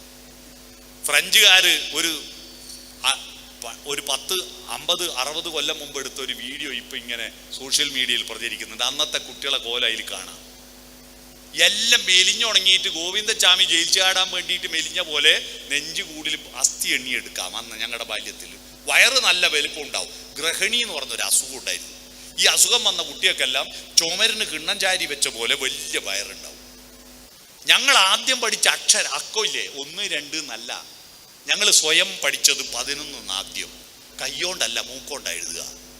പഴയ തലമുറയിലേക്ക് മനസ്സിലായിട്ടുണ്ടാവും മൂക്കൊണ്ട് 11 എഴുതുന്നത്. എല്ലാത്തിനും ജലദോഷമായിരിക്കും. മൂക്കുന്ന എപ്പോഴും 11 ഇറങ്ങി വരും. എല്ലാത്തിൻ്റെ മൂക്കുന്ന് ഇങ്ങനെ വലിച്ചുകൊണ്ടാണ് വരിക. അത് കൈകൊണ്ട് ഇങ്ങനെ വരക്കൂ. ഇവിടെ ഉണ്ടാവും ഒച്ചു വലിഞ്ഞ പോലത്തെ ഒരു കല. തലയിൽ മുഴുവൻ പേന്, നഗല കുഴിനകോ. അങ്ങനെ വൃത്തികെട്ട കോലത്തിൽ നടക്കുന്ന ഒരു കുട്ടി ഇന്ന് നമ്മുടെ നാട്ടിലുണ്ടാവും. എന്ത് നല്ല ആരോഗ്യ. ചില തന്തവൈബുമാര് പറയും പണ്ടല്ലേ ആരോഗ്യം ഭയങ്കര കുന്താണ്. ഇന്ത്യക്ക് സ്വാതന്ത്ര്യം കിട്ടുമ്പോൾ എത്രയാ ശരാശരി ആയുസ് എന്നറിയോ? 45 വയസ്സ് ശരാശരി ആയുസ്. ഇപ്പൊ എത്രയാണെന്നറിയോ? 79 വയസ്സ്. ഇന്നൊരു തലക്ക് ജീവനുണ്ടെങ്കിൽ രക്ഷപ്പെടുത്തും. ഇന്നത്തെ ആരോഗ്യത്തെ വേറൊരു ഉദാഹരണം പറയാം. ഞങ്ങൾ സ്കൂൾ പഠിക്കുന്ന കാലത്ത് റിട്ടയർ ആകാൻ പോകുന്ന മാഷന്മാരെ കോലം കണ്ടിട്ടുണ്ടോ? നരച്ച് പുളിച്ച് വയസ്സെത്തിയിട്ടുണ്ടോ? ഇപ്പം നിങ്ങൾ ഇക്കൊല്ലം അടുത്ത കൊല്ലം പിരിയുന്ന മാഷന്മാരെയും ടീച്ചർമാരെയും നോക്കിയാട്ടെ, പിരിഞ്ഞ മാഷന്മാരെ നോക്കിയാട്ടെ, എന്ത് നല്ല യുവാക്കളാ. പിരിഞ്ഞ മാഷന്മാർ വെറുതെ തമാശക്കൊരു മാട്രിമോണിയിൽ വെറുതെ കൊടുത്തിട്ട് നോക്കും അവരുടെ ഫോട്ടോ. 100 കണക്കിന് പ്രപ്പോസൽ വരും. അത്തരത്തിൽ യുവാക്കളും യുവതികളുമാണ് പിരിയുന്ന മാഷന്മാര്. നല്ല ആരോഗ്യയുടെ നമുക്ക് ഇന്നത്തെ പുതിയ തലമുറക്ക്. ബുദ്ധിയോ എൻ്റെ അമ്മോ, എന്തൊരു ബുദ്ധിയാ കുട്ടിയക്ക്. ഞങ്ങളെ കാലത്ത് അവിടെ ബോർഡിൽ ടീച്ചറുടെ ഓഫീസിന്റെ മുമ്പിൽ പണ്ടത്തെ കാലത്ത് മാർക്ക് കിട്ടിയതിന്റെ ലിസ്റ്റ് എഴുതി വെച്ചിട്ടുണ്ട് കേട്ടോ. അന്ന് സ്കൂളിലെ ഫസ്റ്റ് ആളുടെ പേരും മാർക്കും എഴുതി വെച്ചിട്ടുണ്ട്. നിങ്ങളൊന്ന് പോയി നോക്കണം. അന്ന് 450 മാർക്ക് കിട്ടിയ ഡിസ്റ്റിങ്ഷനാ. ഓൻ ആരാ? രാജാവാ. എത്രയാ? 80%. ഇന്ന് 9 വിഷയത്തിൽ 90%, ഒരു വിഷയത്തിൽ 89%. A+ ഇല്ലാണ്ടായിപ്പോയി ഒരു വിഷയത്തിൽ. അവനെ ആരാ പരിഗണിക്കുന്നത്? ഒരു ഫ്ലക്സിലും അവൻ്റെ ഫോട്ടോ വെക്കൂല. ഈ നാട്ടിൽ മുഴുവൻ കൊടുക്കുന്ന സ്വീകരണത്തിൽ ഇവനെ വിളിക്കൂല. അപ്പുറത്തെ ഗോവിന്ദാട്ടനും ഗോപാലാട്ടനും ബഷീറും ചോദിക്കും, നീക്ക് A+ ഇല്ല മോനെ. അപ്പൊ ഈ ചോദിക്കുന്ന ഗോപാലാട്ടനും ബഷീറും ആരാന്നറിയോ? പണ്ട് 210 കിട്ടാണ്ട് തോറ്റ വിദ്വാന്മാരാ ചോദിക്കുന്നത്, നീക്ക് A+ ഇല്ല അല്ലേ എന്ന്. എന്തടാ മാർക്ക് നിങ്ങൾക്ക്? എന്തൊരു ബുദ്ധിയാ! എത്രയാ മാർക്ക്? അന്നത്തെ ഫസ്റ്റ് ക്ലാസ് 60%. 600-ൽ 360. ഇന്ന് 60% എന്ന് പറഞ്ഞാൽ A+ ഇല്ല, A ഇല്ല, B+ ഇല്ല, വെറും B. അന്നത്തെ ഫസ്റ്റ് ക്ലാസ്. നിങ്ങൾ ഭയങ്കര ബുദ്ധിമാന്മാരാ. അത്ഭുതം. എന്തെല്ലാം കോഴ്സിനാ നിങ്ങൾ ചേരുന്നത്? +2 കഴിഞ്ഞാൽ കുട്ടികൾ പോകുന്ന കോഴ്സുകൾ കണ്ട അത്ഭുതം, ഞെട്ടിപ്പോവും. എന്തെല്ലാം പുതിയ പുതിയ കോഴ്സുകൾ, എന്തെല്ലാം പഠനം. എത്രയാ എഞ്ചിനീയർമാര്, എത്രയാ ഡോക്ടർമാര്, എത്രയാ വക്കീലന്മാര്, എത്ര വിദഗ്ധന്മാരാണ്, എത്രയാ ഡോക്ടറേറ്റ്. അപാര ബുദ്ധിയാണ്. ആരോഗ്യത്തിലും ബുദ്ധിയിലും നിങ്ങൾ വളരെ മുന്നോട്ട് പോകുന്നു. പക്ഷെ 3ാമത്തെ ഘടകത്തിൽ നിങ്ങൾ പരാജയപ്പെടുന്നു. അതാണ് ഇനി ഞാൻ പറയാൻ പോകുന്ന വിഷയം. ആ ബുദ്ധിയുടെ കൂട്ടത്തിൽ വളരേണ്ട ഒരു സാധനമാണ് മനസ്സ്. മനുഷ്യാണാം മനുഷ്യത്വം എന്ന് പറഞ്ഞില്ലേ ശ്രീനാരായണ ഗുരു? മനുഷ്യന്മാർക്ക് മനുഷ്യത്വം. ഈ മനുഷ്യത്വം എന്ന് പറഞ്ഞാൽ മനസ്സിൽ നിന്നുണ്ടാവുന്ന ആ മനുഷ്യത്വം. ഈ മനസ്സും ബുദ്ധി ഒന്നാണോ? അല്ല. ഞാൻ തെളിവ് തരാം. 4-5 മാസം മുമ്പ് കാശ്മീരിലെ പഹൽഗാമിൽ ഭീകരന്മാർ കുറെ ടൂറിസ്റ്റുകളെ വെടിവെച്ച് കൊന്നു അല്ലേ? ആ വെടിവെച്ച് കൊന്ന ഭീകരന്മാരല്ല അതിബുദ്ധിമാന്മാരാ. ഡോക്ടറേറ്റ് നേടിയൊരുത്തനുണ്ട് അതില്. കേരളത്തിൽ വന്നിട്ട് ഡിഗ്രി പഠിച്ചു പോയൊരുത്തനുണ്ട് അതില്. നല്ല മാർക്കോടെ പാസ്സായ യൂണിവേഴ്സിറ്റി വിദ്യാഭ്യാസമുള്ളവരാണ് ആ ഭീകരന്മാരെല്ലാം. അതുകൊണ്ടല്ലേ ഇന്ത്യൻ പട്ടാളവും പോലീസും അരിച്ചു പെറുക്കിയിട്ട് അതിൽ ഒരുത്തനെ പിടികിട്ടിയോ? ഇതുവരെ ഇല്ല. അതിബുദ്ധിമാന്മാരവര്. പക്ഷെ കൊല്ലരുത് എന്ന മനസ്സുണ്ടോ? ഇല്ല. എന്നാൽ അന്ന് വെടിയേറ്റ് മരിച്ചു കിടക്കുന്ന തൻ്റെ ഭർത്താവിൻ്റെ അടുത്ത് മുട്ടുകുത്തി കരയുന്ന ഒരു പെണ്ണിന്റെ ഫോട്ടോ ടിവിയിലും സോഷ്യൽ മീഡിയയിലെല്ലാം നമ്മൾ കണ്ടില്ലേ? ആ പെണ്ണ് നാട്ടിലെത്തിയിട്ട് പത്രക്കാരോട് പറഞ്ഞു, നിങ്ങൾ കേട്ടോ, എന്തു ചെയ്യണമെന്നറിയാതെ ഞങ്ങൾ മരണവാതിൽ നിൽക്കുമ്പോൾ ഞങ്ങളെ രക്ഷപ്പെടുത്തിയത്, ബാക്കിയുള്ളവരെ നാട്ടിലെത്താൻ സഹായിച്ചത് ആ കുതിരക്കാരനായ ആ മുസ്ലിം ചെറുപ്പക്കാരനാണ്. ആ ചെറുപ്പക്കാരൻ 8ാം ക്ലാസ് തോറ്റത് കൊണ്ട് ആ കുതിരനെ മേയ്ക്കാൻ പോയേ. അവന് വലിയ A+ ഇല്ല, പക്ഷെ അവന് സ്നേഹത്തിന്റെ മനസ്സുണ്ട്. അവന് ബുദ്ധി കുറവാ, മനസ്സുണ്ട്. ഈ മനസ്സ് വളർത്തണം മക്കളെ. ആ മനസ്സ് വളർത്താൻ നിങ്ങളുടെ ടൈമിനെ ഉപയോഗപ്പെടുത്തണം. എങ്ങനെ? സ്കൂളിൽ ബുദ്ധി വളർത്താൻ. സ്കൂളിൽ വരുന്നത് ബുദ്ധി വളർത്താൻ, വീട്ടിലിരിക്കുന്നത് ആരോഗ്യം വളർത്താൻ, തിന്നാൻ കിടന്നുറങ്ങാൻ. നോ. ഈ സ്കൂളും വീടും നിങ്ങൾ കൂട്ടിച്ചേർത്തുകൊണ്ടൊരു മനസ്സ് രൂപപ്പെടണം. ആ മനസ്സ് രൂപപ്പെടുന്ന സർവകലാശാലയുടെ പേര് കുടുംബമെന്നും ഗ്രാമമെന്നുമാണ്. ഇപ്പൊ നിങ്ങളുടെ ഗ്രാമമായിട്ട് നിങ്ങൾക്ക് എന്താ ബന്ധം? നിങ്ങൾ റോഡിലൂടെ നടന്നു നോക്കൂ. ഭൂരിപക്ഷം ആളും നിങ്ങളെ അറിയാത്തവരും നിങ്ങൾക്ക് അറിയാത്തവരും അല്ലേ? ഭൂരിപക്ഷം ആളും നിങ്ങൾക്കും അറിയില്ല, നിങ്ങളെ അവർക്കും അറിയില്ല. നോ. നാടുമായിട്ടും നിങ്ങളുടെ വീടുമായിട്ടുള്ള ബന്ധം സോഫ്റ്റൻ ആവണം. എങ്ങനെയാണ് സോഫ്റ്റൻ ആവേണ്ടത്? നിങ്ങളുടെ ടൈം വെറുതെ തല കുമ്പിട്ടിട്ട് ഇതിൽ നോക്കിയിരിക്കാനുള്ളതല്ല. ഈ സാധനം കണ്ടുപിടിച്ചത് നിങ്ങൾക്ക് വേണ്ടിയാണോ അല്ല നിങ്ങൾ ജനിച്ചത് ഇതിനു വേണ്ടിയാണോ? ഇപ്പൊ തീരുമാനം എടുക്കണം. ചില കുട്ടികൾ ജനിച്ചത് ഇതിനു വേണ്ടിയാ. രാവും പകലും 12-1 മണി വരെ ഇതും മാന്തിയിരിക്കും, എന്നിട്ട് രാവിലെ 7 മണി വരെ കിടന്നുറങ്ങും. ഭീകരന്മാരാണ് അവര്. നിങ്ങളുടെ സമയമാണ് ഏറ്റവും പ്രധാനം. പ്രധാനമന്ത്രി നരേന്ദ്രമോദിക്കും ഒരു പണിയില്ലാതെ ചൊറിയും കുത്തിയിരിക്കുന്നവന് 24 മണിക്കൂറാ ഒരു ദിവസം. ടൈം വളരെ വളരെ പ്രധാനമാണ്. നമ്മൾ 90 വയസ്സ് വരെ ജീവിക്കുന്നു എന്ന് വിചാരിക്ക്. പോരെ? 90 പോരെ? 90 വയസ്സ് ജീവിക്കുമ്പോൾ 60 വർഷമേ നമുക്ക് ബോധമുള്ളൂ. അറിയോ? 30 വർഷം നമുക്ക് ബോധമില്ല. നമ്മൾ ഈ ഭൂമിയിലുള്ള അറിയില്ല. കാരണം 30 കൊല്ലം നമ്മൾ ഉറക്ക. 24 മണിക്കൂറിൽ 8 മണിക്കൂർ ഡെയിലി ഉറങ്ങണ്ടേ? അപ്പൊ 90ന്റെ 3/1 30, 24ന്റെ 3/1 8 90ന്റെ 3/1 30 അല്ലേ? 30 വർഷം നമ്മൾ ഉറക്കത്ത് നമ്മൾ അറിയോ നമ്മൾ ഉണ്ടെന്ന്? അറിയോ? അടുത്ത് കിടക്കുന്ന ആളറിയോ നമ്മൾ ഉണ്ടെന്ന്? കൂർക്കം വലി കേട്ടിട്ട് നമ്മൾ അറിയില്ലല്ലോ ഭൂമിയിൽ ഉണ്ടെന്ന്. ഉറങ്ങുമ്പോ ഒരു ഗ്യാരണ്ടിയുള്ള മരണമല്ലേ ഉറക്കം? നാളെ ഉണരുവെന്ന ഗ്യാരണ്ടിയോടുള്ള മരണമാണ് ഉറക്കം. നമ്മൾ ബോധത്തോടെ ഇരിക്കുന്ന 60 വർഷം മാത്രമാണ് ഒരായുസിൽ. ഈ 60 വർഷത്തിൽ 15 വർഷം നമ്മൾ തിന്നാൻ വേണ്ടി മാത്രം ചെലവഴിക്കുക. തിന്നലും പക്ഷി മൃഗങ്ങളെല്ലാം തിന്നുന്നുണ്ട്. ഭക്ഷണം ശേഖരിക്കണം, അത് കഴുകണം, പാചകം ചെയ്യണം, വിളമ്പണം, തിന്നണം, പാത്രം കഴുകണം, തിന്നാൻ വേണ്ടി അങ്ങോട്ട് പോകണം, തിന്നാൻ വേണ്ടി ഇങ്ങോട്ട് തിന്നാൻ പോയിട്ട് തിരിച്ചു വരണം. എല്ലാം കൂടി തിന്നാൻ മാത്രം ഒരായുസിൽ 15 വർഷം ചെലവഴിക്കും. അപ്പൊ 60 നിന്ന് 15 പോയാൽ ഇനി എത്രയാ ബാക്കി നമ്മുടെ മുമ്പിൽ? 45. 90 വയസ്സിൽ 45 പോയി.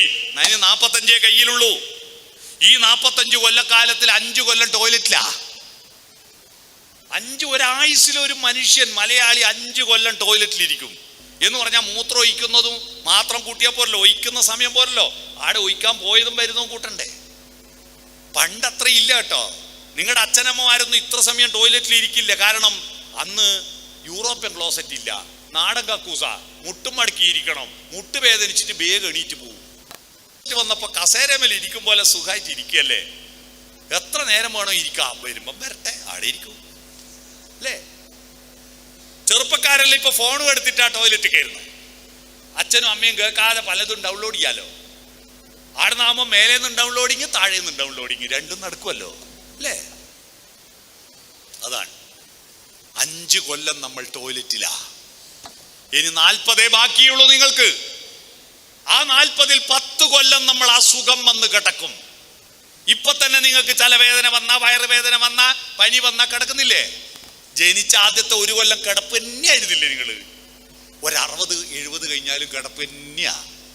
അങ്ങനെ 10 കൊല്ലം കിടന്നും പോവും അസുഖം വന്നിട്ട്. ഇനി 30 ബാക്കിയുള്ളൂ കേട്ടോ. ആ 30-ൽ 5 കൊല്ലം നമ്മളെ മേക്കപ്പ് ചെയ്യണ്ടേ, പല്ല് തേക്കണ്ടേ, കുളിക്കണ്ടേ, മുടി ചീകണ്ടേ, മീശ കട്ടിയണ്ടേ, ഷേവ് ചെയ്യണ്ടേ, പുരികം പൊരിക്കണ്ടേ, വരച്ചുണ്ടാക്കണ്ടേ, സാരി ഉടുക്കണ്ടേ, മുന്താണിക്ക് പിന്നു കുത്തണ്ടേ, ട്രൗസർ ഇടണ്ടേ, പാൻറ് ഇടണ്ടേ, എന്തെല്ലാം. ഒരു മുടിക്ക് വേണ്ടി തന്നെ പെൺകുട്ടികൾ അത്ര സമയം ചെലവഴിക്കൂല്ലേ? നമ്മളെ അണിയിച്ചൊരുക്കാൻ വേണ്ടി മാത്രം 5 കൊല്ലം ചെലവഴിക്കും. ഇനി എത്രയാ നിങ്ങളുടെ മുമ്പിൽ ബാക്കി? 25 കൊല്ലം. 90 വയസ്സിൽ ഹേ മനുഷ്യ, എനിക്ക് വേണ്ടി മനുഷ്യനാവാൻ വേണ്ടി 25 വർഷമേ ഉള്ളൂ. ആ 25 വർഷം ആരെങ്കിലും പടച്ചുവിടുന്ന ഗെയിമും കളിച്ച്, ആരെങ്കിലും പടച്ചുവിടുന്ന റീലും നോക്കി ഇങ്ങനെ ഇരുന്നിട്ട് സമയം പോക്കിയിട്ട് 90 കൊല്ലം കഴിഞ്ഞ് മരിച്ചു പോയാൽ പിന്നെ ഒരു 90,000 കൊല്ലം കഴിഞ്ഞാൽ തിരിച്ചു വരുവോ? 90,000 കോടി കൊല്ലം കഴിഞ്ഞാൽ തിരിച്ചു വരുവോ? നമുക്ക് ലഭിച്ചിരിക്കുന്ന അത്ഭുതമായിരിക്കുന്ന ജന്മമാണ് ഈ മനുഷ്യ ജന്മം. ആ ജന്മത്തിൽ വെറുതെ സമയം ചെലവഴിക്കാൻ ഇതിന്റെ പിറകെ നടന്നിട്ട് നിങ്ങളെ പറ്റിക്കുന്ന അന്താരാഷ്ട്ര ഭീകരന്മാർ നിങ്ങളെ പറ്റിക്കാൻ വേണ്ടിയിട്ട് ഒരു പരസ്യം ഇറക്കിയിട്ടുണ്ട്. നിങ്ങൾ ശ്രദ്ധിച്ചോ പരസ്യം? നിങ്ങളുടെ അകർമ്മണ്യതയെ വളർത്താൻ വേണ്ടി. ആ പരസ്യം 5 സ്റ്റാർ മുട്ടായിന്റെ പരസ്യം. നമ്മൾ ഓർമ്മ വന്ന ഒരു പയ്യൻ റോഡ് സൈഡിൽ നിന്നിട്ട് 5 സ്റ്റാർ മുട്ടായി ഇങ്ങനെ ആസ്വദിച്ച് തിന്നുമ്പോൾ ഒരു വല്യമ്മ ബസ് സ്റ്റോപ്പിൽ നിന്ന് അവരെ കയ്യിൽ നിന്ന് എന്തോ ഒന്ന് സാധനം വീണുപോയി. അത് ഉരുണ്ട് റോഡിലേക്ക് പോയപ്പോൾ മോനെ ഒന്ന് എടുത്തു തരുമോ മോനെന്ന് ചോദിച്ചു. ഇവൻ ഓക്കെ മുത്തശ്ശി പറഞ്ഞിട്ട് ഈ മുട്ടായി തിന്നതിൽ ഓൻ എടുത്തു കൊടുത്തില്ല. കുറേ നേരം കാത്തിട്ട് ഇവന് എടുത്തു കൊടുക്കാത്തപ്പോൾ മുത്തശ്ശി മെല്ലെ എഴുന്നേറ്റ് പോയിട്ട് ആ സാധനം എടുക്കുമ്പോൾ മുത്തശ്ശി ഇരുന്നതിൻ്റെ മേൽക്കൂര ഇടിഞ്ഞ് താഴെ വീണു. ഇവൻ എടുത്തു കൊടുത്തിരുന്നുവെങ്കിൽ ആ മേൽക്കൂര മുത്തശ്ശിയുടെ തലയിൽ വീഴുമായിരുന്നു. ഇവൻ എടുത്തു കൊടുക്കാത്തത് കൊണ്ട് മുത്തശ്ശിയുടെ ജീവൻ ബാക്കിയായി. എന്നിട്ട് മുത്തശ്ശി അവനോട് പറയാ, താങ്ക് യു മോനെ ഒന്നും ചെയ്യാത്തതിൽ. ഇത് കേൾക്കുമ്പോൾ നല്ല രസമുള്ള നല്ല ബുദ്ധിയുള്ള പരസ്യ. പക്ഷെ ആ ബുദ്ധി നിങ്ങളെ പറ്റിച്ച നിങ്ങളറിയോ എന്ന് പറഞ്ഞാൽ മുത്തശ്ശി എന്തെങ്കിലും ആവശ്യപ്പെട്ടാൽ എടുത്ത് കൊടുക്കണ്ട. നിങ്ങൾ 5 സ്റ്റാർ മുട്ടായി നുണഞ്ഞാ മതി. ഒന്നും ഓർക്കണ്ട, അതെല്ലാം മറന്നേക്കൂ. മെഡിമിക്സ് സോപ്പ് തേക്കൂ എന്ന് പണ്ടൊരു പരസ്യം ഉണ്ടായിരുന്നു. ഒന്നും ഓർക്കണ്ട. നീ നിന്റെ തൊലിപ്പുറത്തെ പറ്റി മാത്രം ചിന്തിച്ചാൽ മതി. നിന്റെ സ്റ്റൈലിനെ പറ്റി ചിന്തിക്കുക, നിന്റെ മുടിയെ പറ്റി ചിന്തിക്കുക, നിന്റെ ഡ്രസ്സിനെ പറ്റി, നിന്റെ പാന്റിനെ പറ്റി ചിന്തിക്കുക. നീ നിന്റെ ഭക്ഷണത്തെ പറ്റി, ചിക്കൻ കബാബിനെ പറ്റി, ചിക്കൻ കടായിയെ പറ്റി ചിന്തിക്കുക. നീ അതെല്ലാം മറക്കുക. കുഞ്ഞുണ്ണി മാഷ് ഒരു കവിതയുണ്ട്. കണ്ണെടുത്ത് കുപ്പായ കീശയിലിട്ട്, കാതെടുത്ത് കമഴ്ത്തി വെച്ച്, തലയെടുത്ത് വയറ്റിൽ തിരികി, നാവെടുത്ത് പുറത്തിട്ട്, നാടെല്ലാം നടക്കുന്നതെവനവനവനോ, നാടെല്ലാം നടക്കുന്നതിവനിവനിവനോ. കണ്ണ് കുപ്പായ കീശയിലാണ്, പൈസ ഉണ്ടോന്ന് മാത്രം നോട്ടം, കീശ കാശുണ്ടോന്ന് മാത്രം നോട്ടം. കാതെടുത്ത് കമഴ്ത്തി വെക്കുന്നു. ലോകത്ത് എന്ത് സംഭവിച്ചാലും അതൊന്നും എനിക്ക് കേൾക്കണ്ട. നിങ്ങളാണെന്ന് എന്തോ പറഞ്ഞോ, ഞങ്ങൾ ഇതാ നാവ് പുറത്തിട്ടിട്ട് കുറെ ആൾ ഇരിക്കുന്നുണ്ടോ, തിരിഞ്ഞും മറിഞ്ഞും വർത്താനം പറയുന്നുണ്ടോ കേട്ടോ. നിങ്ങൾ പറയുന്നൊന്നും എനിക്ക് കേൾക്കണ്ട. ഓൻ അറിയലില്ല. ഇതാ അങ്ങോട്ട് തിരിഞ്ഞു നോക്കിയിട്ട് ഇതാ അങ്ങോട്ട് തിരിഞ്ഞു നിൽക്കുക, അറിയണില്ല. ഇപ്പൊ ഇങ്ങോട്ട് നോക്കിയേ കണ്ടോ. തലയെടുത്ത് വയറ്റില്ല. ചിന്ത ബുദ്ധി തിന്നണ്ട കാര്യത്തെ പറ്റി മാത്രം. നാവെടുത്ത് പുറത്തിടുക. എളുപ്പിന് യാതൊരു കുറവുമില്ല. അങ്ങനെ നടക്കുന്ന ഒരു പുതിയ തലമുറ വളർന്നു വരുമ്പോൾ നിങ്ങളെ പറ്റിക്കുകയാണെന്ന് നിങ്ങൾ അറിയണം. നിങ്ങൾ അതിൽ പെട്ടുപോകരുത്. നിങ്ങളുടെ ജീവിതം നിങ്ങളുടെ മാത്രമാ. ആരെങ്കിലും പടച്ചുവിടുന്ന ആരെങ്കിലും പറയുന്നതും കേട്ടിട്ട് മുന്നോട്ട് പോകല്ല. നിങ്ങളുടെ ജീവിതം. Arise, go forth and conquer. ഉത്തിഷ്ഠത ജാഗ്രത പ്രാപ്യവരാണി ബോധത. ബോധമാർജിക്കുവാനുള്ള പ്രാപ്തി നേടൂ. മുന്നോട്ട് പോകൂ. ഇന്ത്യ തകർന്നു പോയത് വിവേകാനന്ദൻ ഈ മന്ത്രം ചൊല്ലിയിട്ട് ഇന്ത്യയിലെ യുവാക്കളെ ഉണർത്തിയപ്പോഴാണ് സ്വാതന്ത്ര്യം വേണമെന്ന് ചിന്തയുണ്ടായത്. അതിനു മുമ്പ് നൂറ്റാണ്ടുകളായിട്ട് ഇന്ത്യയിലെ യുവത്വം എന്താ ചെയ്തത്? മന്ത്രം ചൊല്ലി, സാഷ്ടാംഗം നമസ്കരിച്ച്, ശ്ലോകം ചൊല്ലിയിട്ട്, ഭസ്മ ഭസ്മം പൂശി നടന്നു, ഒന്നും ചിന്തിക്കൂല, പഴയതൊന്നും മറക്കൂല, പുതിയതൊന്നും പഠിക്കൂല. അപ്പോഴാണ് ഇന്ത്യയിൽ ഒരു പ്ലസ്സുകാരൻ ഉണ്ടായത്. ഇന്ത്യയിൽ ആദ്യത്തെ A+കാരൻ ആരാന്നറിയാവോ? ആ A+കാരന്റെ ചിത്രം നിങ്ങളുടെ അമ്മയുടെയും അച്ഛന്റെയും ബാഗിലും പോക്കറ്റിലും ഉണ്ട്. ഇന്ത്യ കണ്ട ആദ്യത്തെ A+കാരൻ. അദ്ദേഹം പരീക്ഷയ്ക്ക് നല്ല മാർക്ക് കിട്ടിയിട്ടില്ല, അദ്ദേഹത്തിന് റാങ്ക് കിട്ടിയിട്ടില്ല, അദ്ദേഹം നല്ല പ്രസംഗക്കാരനായിരുന്നില്ല, അദ്ദേഹത്തെ കണ്ട സുന്ദരനല്ല, മൊട്ടത്തലയനാ. ആരായിരിക്കും? എങ്ങനെയാ ഗാന്ധിജി A+ ആയത്? അവിടെയാണ്. ഗാന്ധിജിയുടെ പേരെന്താ? മോഹൻദാസ് കരംചന്ദ് ഗാന്ധി. എന്തെന്നാ ഈ കരംചന്ദ്? കർമ്മവും ചിന്തയും ചാലിച്ച ഗാന്ധി. കർമ്മം എന്ന X ആക്സിസ്, ചിന്ത എന്ന Y ആക്സിസ്, അതാണ് പ്ലസ്. പിടികിട്ടിയോ? നിങ്ങൾ അധ്വാനിക്കാൻ തയ്യാറാവണം, പണിയെടുക്കാൻ തയ്യാറാവണം, അറിവും ചിന്തയും കൂട്ടിച്ചേർക്കണം. ഇന്ത്യ രാജ്യത്ത് അറിവുള്ളവർ ഒരു പണിയെടുത്തില്ല, പണിയെടുക്കുന്നവർക്ക് അറിവും കൊടുത്തില്ല. അങ്ങനെയാണ് അയ്യങ്കാളി ഇവിടെ ഇറങ്ങിയ. ഞങ്ങളുടെ കുട്ടികളെ നിങ്ങളുടെ സ്കൂളിൽ പഠിപ്പിച്ചിട്ടില്ലെങ്കിൽ നിങ്ങളുടെ വയലുകളിൽ മുട്ടിപ്പൊല്ല് പൊന്തുമെന്ന് പറഞ്ഞുകൊണ്ട് വില്ലുവണ്ടി ഓടിച്ചപ്പോഴാ കേരളത്തിൽ സ്കൂളുകൾ വന്നത്. എല്ലാ ജാതിക്കാരും സ്കൂളിൽ പോയി പഠിക്കാൻ തുടങ്ങിയത്. അപ്പോഴാ കേരളം വളർന്നത്. അതിനു മുമ്പ് അറിവുള്ള ശ്ലോകങ്ങൾ അറിയുന്ന, ഉപനിഷത്തുകളും വേദങ്ങളും അറിയുന്ന ആളുകൾ കുമ്പയും കുലുക്കി ശ്ലോകവും ചൊല്ലിയിരിക്കുക എന്നല്ലാണ്ട് ഒരു പണിയെടുക്കില്ല. എന്നാൽ പണിയെടുക്കുന്നവർക്ക് അക്ഷരജ്ഞാനമില്ല. അറിവും ചിന്തയും കർമ്മവും ചിന്തയും ചാലിച്ചു ചേർക്കാത്തതാണ് ഇന്ത്യ തകർന്നു പോയത്. നിങ്ങളുടെ A+ന്റെ അടുത്ത A+ കർമ്മവും ചിന്തയും ചാലിച്ചു ചേർക്കണം, പണിയെടുക്കാൻ തയ്യാറാവണം, മടിയന്മാരാകരുത്. നിങ്ങളിൽ ഇപ്പൊ കേരളത്തിലുള്ള കുട്ടികൾ നല്ല ബുദ്ധിശാലികളാ, പക്ഷെ മടിയന്മാരാണ് ഭൂരിപക്ഷവും. എന്തെങ്കിലും അച്ഛനോ അമ്മയോ എന്തോ പറഞ്ഞാൽ പിന്നെ ആക്കാം, നാളെ ആക്കാം, പഠിക്കണ പരീക്ഷയല്ലേ, ഓണപ്പരീക്ഷ വരികയല്ലേ, ഞായറാഴ്ച തോട്ടങ്ങും തീരുമാനം എടുക്കും. ഒരു വസ്തു നടക്കൂല, ഞായറാഴ്ച എല്ലാ ദിവസം പോലെ ഞായറാഴ്ച അങ്ങ് പോകും. എന്നിട്ട് അടുത്ത ആ ഞായറാഴ്ച രാത്രി തീരുമാനിക്കും, നാളെ രാവിലെ എന്തായാലും തുടങ്ങും, രാവിലെ അതേപോലെ കിടന്നുറങ്ങും. നിങ്ങൾ മുഹൂർത്തം നിശ്ചയിക്കരുത്. ഈ മുഹൂർത്തം നിശ്ചയിക്കുന്നതാണ് നമ്മുടെ നാട്ടിനെ പറ്റി ആപത്ത്. എല്ലാത്തിനും ഒരു ദിവസം നിശ്ചയിക്കും. നോ. എപ്പോഴാണ് ഏറ്റവും നല്ല മുഹൂർത്തം എന്നറിയോ? ഏറ്റവും നല്ല ദിവസം ഏതാണെന്നറിയോ? ഞാൻ പറയുന്ന ഒരു വാക്ക് നിങ്ങൾ ഇനി എല്ലാ ദിവസവും രാവിലെ ഉണർന്ന ഉടനെ പറയൂ. This is the first day rest of my life. എൻ്റെ ബാക്കി ജീവിതത്തിൻ്റെ ആദ്യത്തെ ദിവസം ഇന്നാണ്. ഇന്നലെയോടുള്ള ജീവിതം പോയില്ലേ? ഞാനൊരു പ്രസ്താവന പറയട്ടെ. കണ്ണൂർ ജില്ലയിൽ താമസിക്കുന്ന VK സുരേഷ് ബാബു എന്ന ഞാൻ 2025 ആഗസ്റ്റ് 12 ജീവിച്ചിരുന്ന ഈ ഞാൻ ഇന്നലെ രാത്രി 12 മണിക്ക് തൃശ്ശൂരിൽ വെച്ച് മരിച്ചുപോയി. 2025 ആഗസ്റ്റ് 12 ജീവിച്ചിരുന്ന VK സുരേഷ് ബാബു എന്ന ഞാൻ ഇന്നലെ രാത്രി 12 മണിക്ക് തൃശ്ശൂരിൽ വെച്ച് മരിച്ചുപോയി. ഇപ്പൊ പിന്നെ ഇവിടെ നിൽക്കുന്ന ആളാരാ? 2025 ആഗസ്റ്റ് 13 ജീവിക്കുന്ന ഞാനാ. ഇനി ആഗസ്റ്റ് 12 എനിക്ക് ജീവിക്കാൻ പറ്റുമോ? തൃശ്ശൂർ എത്തിയപ്പോൾ 12 മണിയായി ട്രെയിന്. ഇന്നലെ വരെയുള്ള ഞാൻ അന്നേരം മരിച്ചു. ഇപ്പോൾ ഉള്ളത് ഇന്ന് ആഗസ്റ്റ് 13 ജീവിക്കുന്ന ഞാനാ. നിങ്ങളുടെ ഓരോ ദിവസവും മരിച്ചു വീഴുക മക്കളെ. നിങ്ങൾക്ക് ഇനി ഒരു ചാൻസും കൂടി കിട്ടിയെങ്കിൽ, 8ാം ക്ലാസ്സിൽ ഒന്ന് ചേരാൻ പറ്റിയെങ്കിൽ നല്ലോണം പഠിക്കുമായിരുന്നു. ഇപ്പൊ ആഗ്രഹമുണ്ടല്ലേ? കിട്ടുവോ? ഇല്ല, പോയി. ഇന്നലെയോളമുള്ള ദിവസങ്ങൾ മരിച്ചുപോയി. അപ്പൊ ഇനി എന്റെ ബാക്കി ജീവിതത്തിന്റെ ആദ്യത്തെ ദിവസം ഇന്നാ. അതുകൊണ്ട് ഇന്ന് തുടങ്ങുക. നാളെ എന്ന് പറഞ്ഞ പരിപാടിയില്ല നിങ്ങൾക്ക്. എന്ത് പഠിച്ചാലും ഇന്ന് തുടങ്ങുക. ഇപ്പൊ ചെയ്യേണ്ടത് ഇപ്പൊ തന്നെ ചെയ്യുക. ഇനിയാണ് മനസ്സ് വളർത്താനുള്ള, സോഫ്റ്റനാക്കാനുള്ള സൂത്രം പറഞ്ഞുതരാം. മനസ്സിലായോ? ഒരു കഷായം, മനസ്സ് വളർത്താനുള്ള കഷായം രക്ഷിതാക്കളും ഉണ്ടല്ലോ, അവർക്കും കൂടിയാ പറയുന്നത്. Soften your communication. Soften, SOFTEN. ഇത് കുട്ടികൾക്ക് വേണ്ടി പറയുന്നതല്ല. നിങ്ങൾ ഇത് കൃത്യമായി മനസ്സിലാക്കിയിട്ട് ഇന്ന് പോയിട്ട് അച്ഛനോടും അമ്മയോടും പറഞ്ഞു കൊടുക്കണം കേട്ടോ. നിങ്ങളെ സ്വഭാവത്തിൽ ഒരു മാറ്റം വരുത്താൻ പറഞ്ഞിട്ടുണ്ട് ഒരാള്, അത് നിങ്ങൾ മാറ്റണം. എന്താണ് ഈ SOFTEN? 6 സ്പെല്ലിംഗ് ഉണ്ട്. 6 അക്ഷരത്തിന് ഓരോ വാക്ക് ഞാൻ പറഞ്ഞുതരാം. ഒന്ന് S എന്ന് പറഞ്ഞാൽ സ്മൈൽ എന്നാണ്. പുഞ്ചിരിക്കാൻ പഠിക്കുക. നിങ്ങൾ അച്ഛനമ്മമാർ, കേരളത്തിലെ അച്ഛനമ്മമാർ പുഞ്ചിരിക്കുന്നില്ല. ഭയങ്കര മസിൽ പിടുത്താണ്. ചില ആളെ വീട്ടിൽ നിന്നുള്ള കളി കണ്ടാൽ അവർക്ക് നല്ല ഭക്ഷണം, നല്ല സ്കൂള്, നല്ല പുസ്തകം, നല്ല എല്ലാം വാങ്ങിക്കൊടുക്കും. പക്ഷെ ഒന്ന് പുഞ്ചിരിക്കൂല മക്കളെ നോക്കിയിട്ട്. നാടു ചവിട്ടി മുറിക്കണ്ടില്ലേ? അങ്ങനത്തെ ഒന്ന് ചിരിച്ചൂടറോ. മനുഷ്യനല്ലേ ചിരിക്കാൻ പറ്റൂ. കഴിഞ്ഞ വർഷം തലശ്ശേരി കേന്ദ്രീയ വിദ്യാലയത്തിൽ ഒരു പരിപാടി വെച്ചു. എന്താണെന്നറിയോ? രക്ഷിതാക്കളെ വിളിച്ചിട്ട് ആരും വരുന്നില്ല. അപ്പൊ അവരൊരു സൂത്രം, ഗ്രാൻഡ് ഫാദർ ഗ്രാൻഡ് മദർ സംഗമം, അപ്പൂപ്പൻ അമ്മൂമ്മ സംഗമം. നോക്കുമ്പോ എല്ലാരും വന്നു.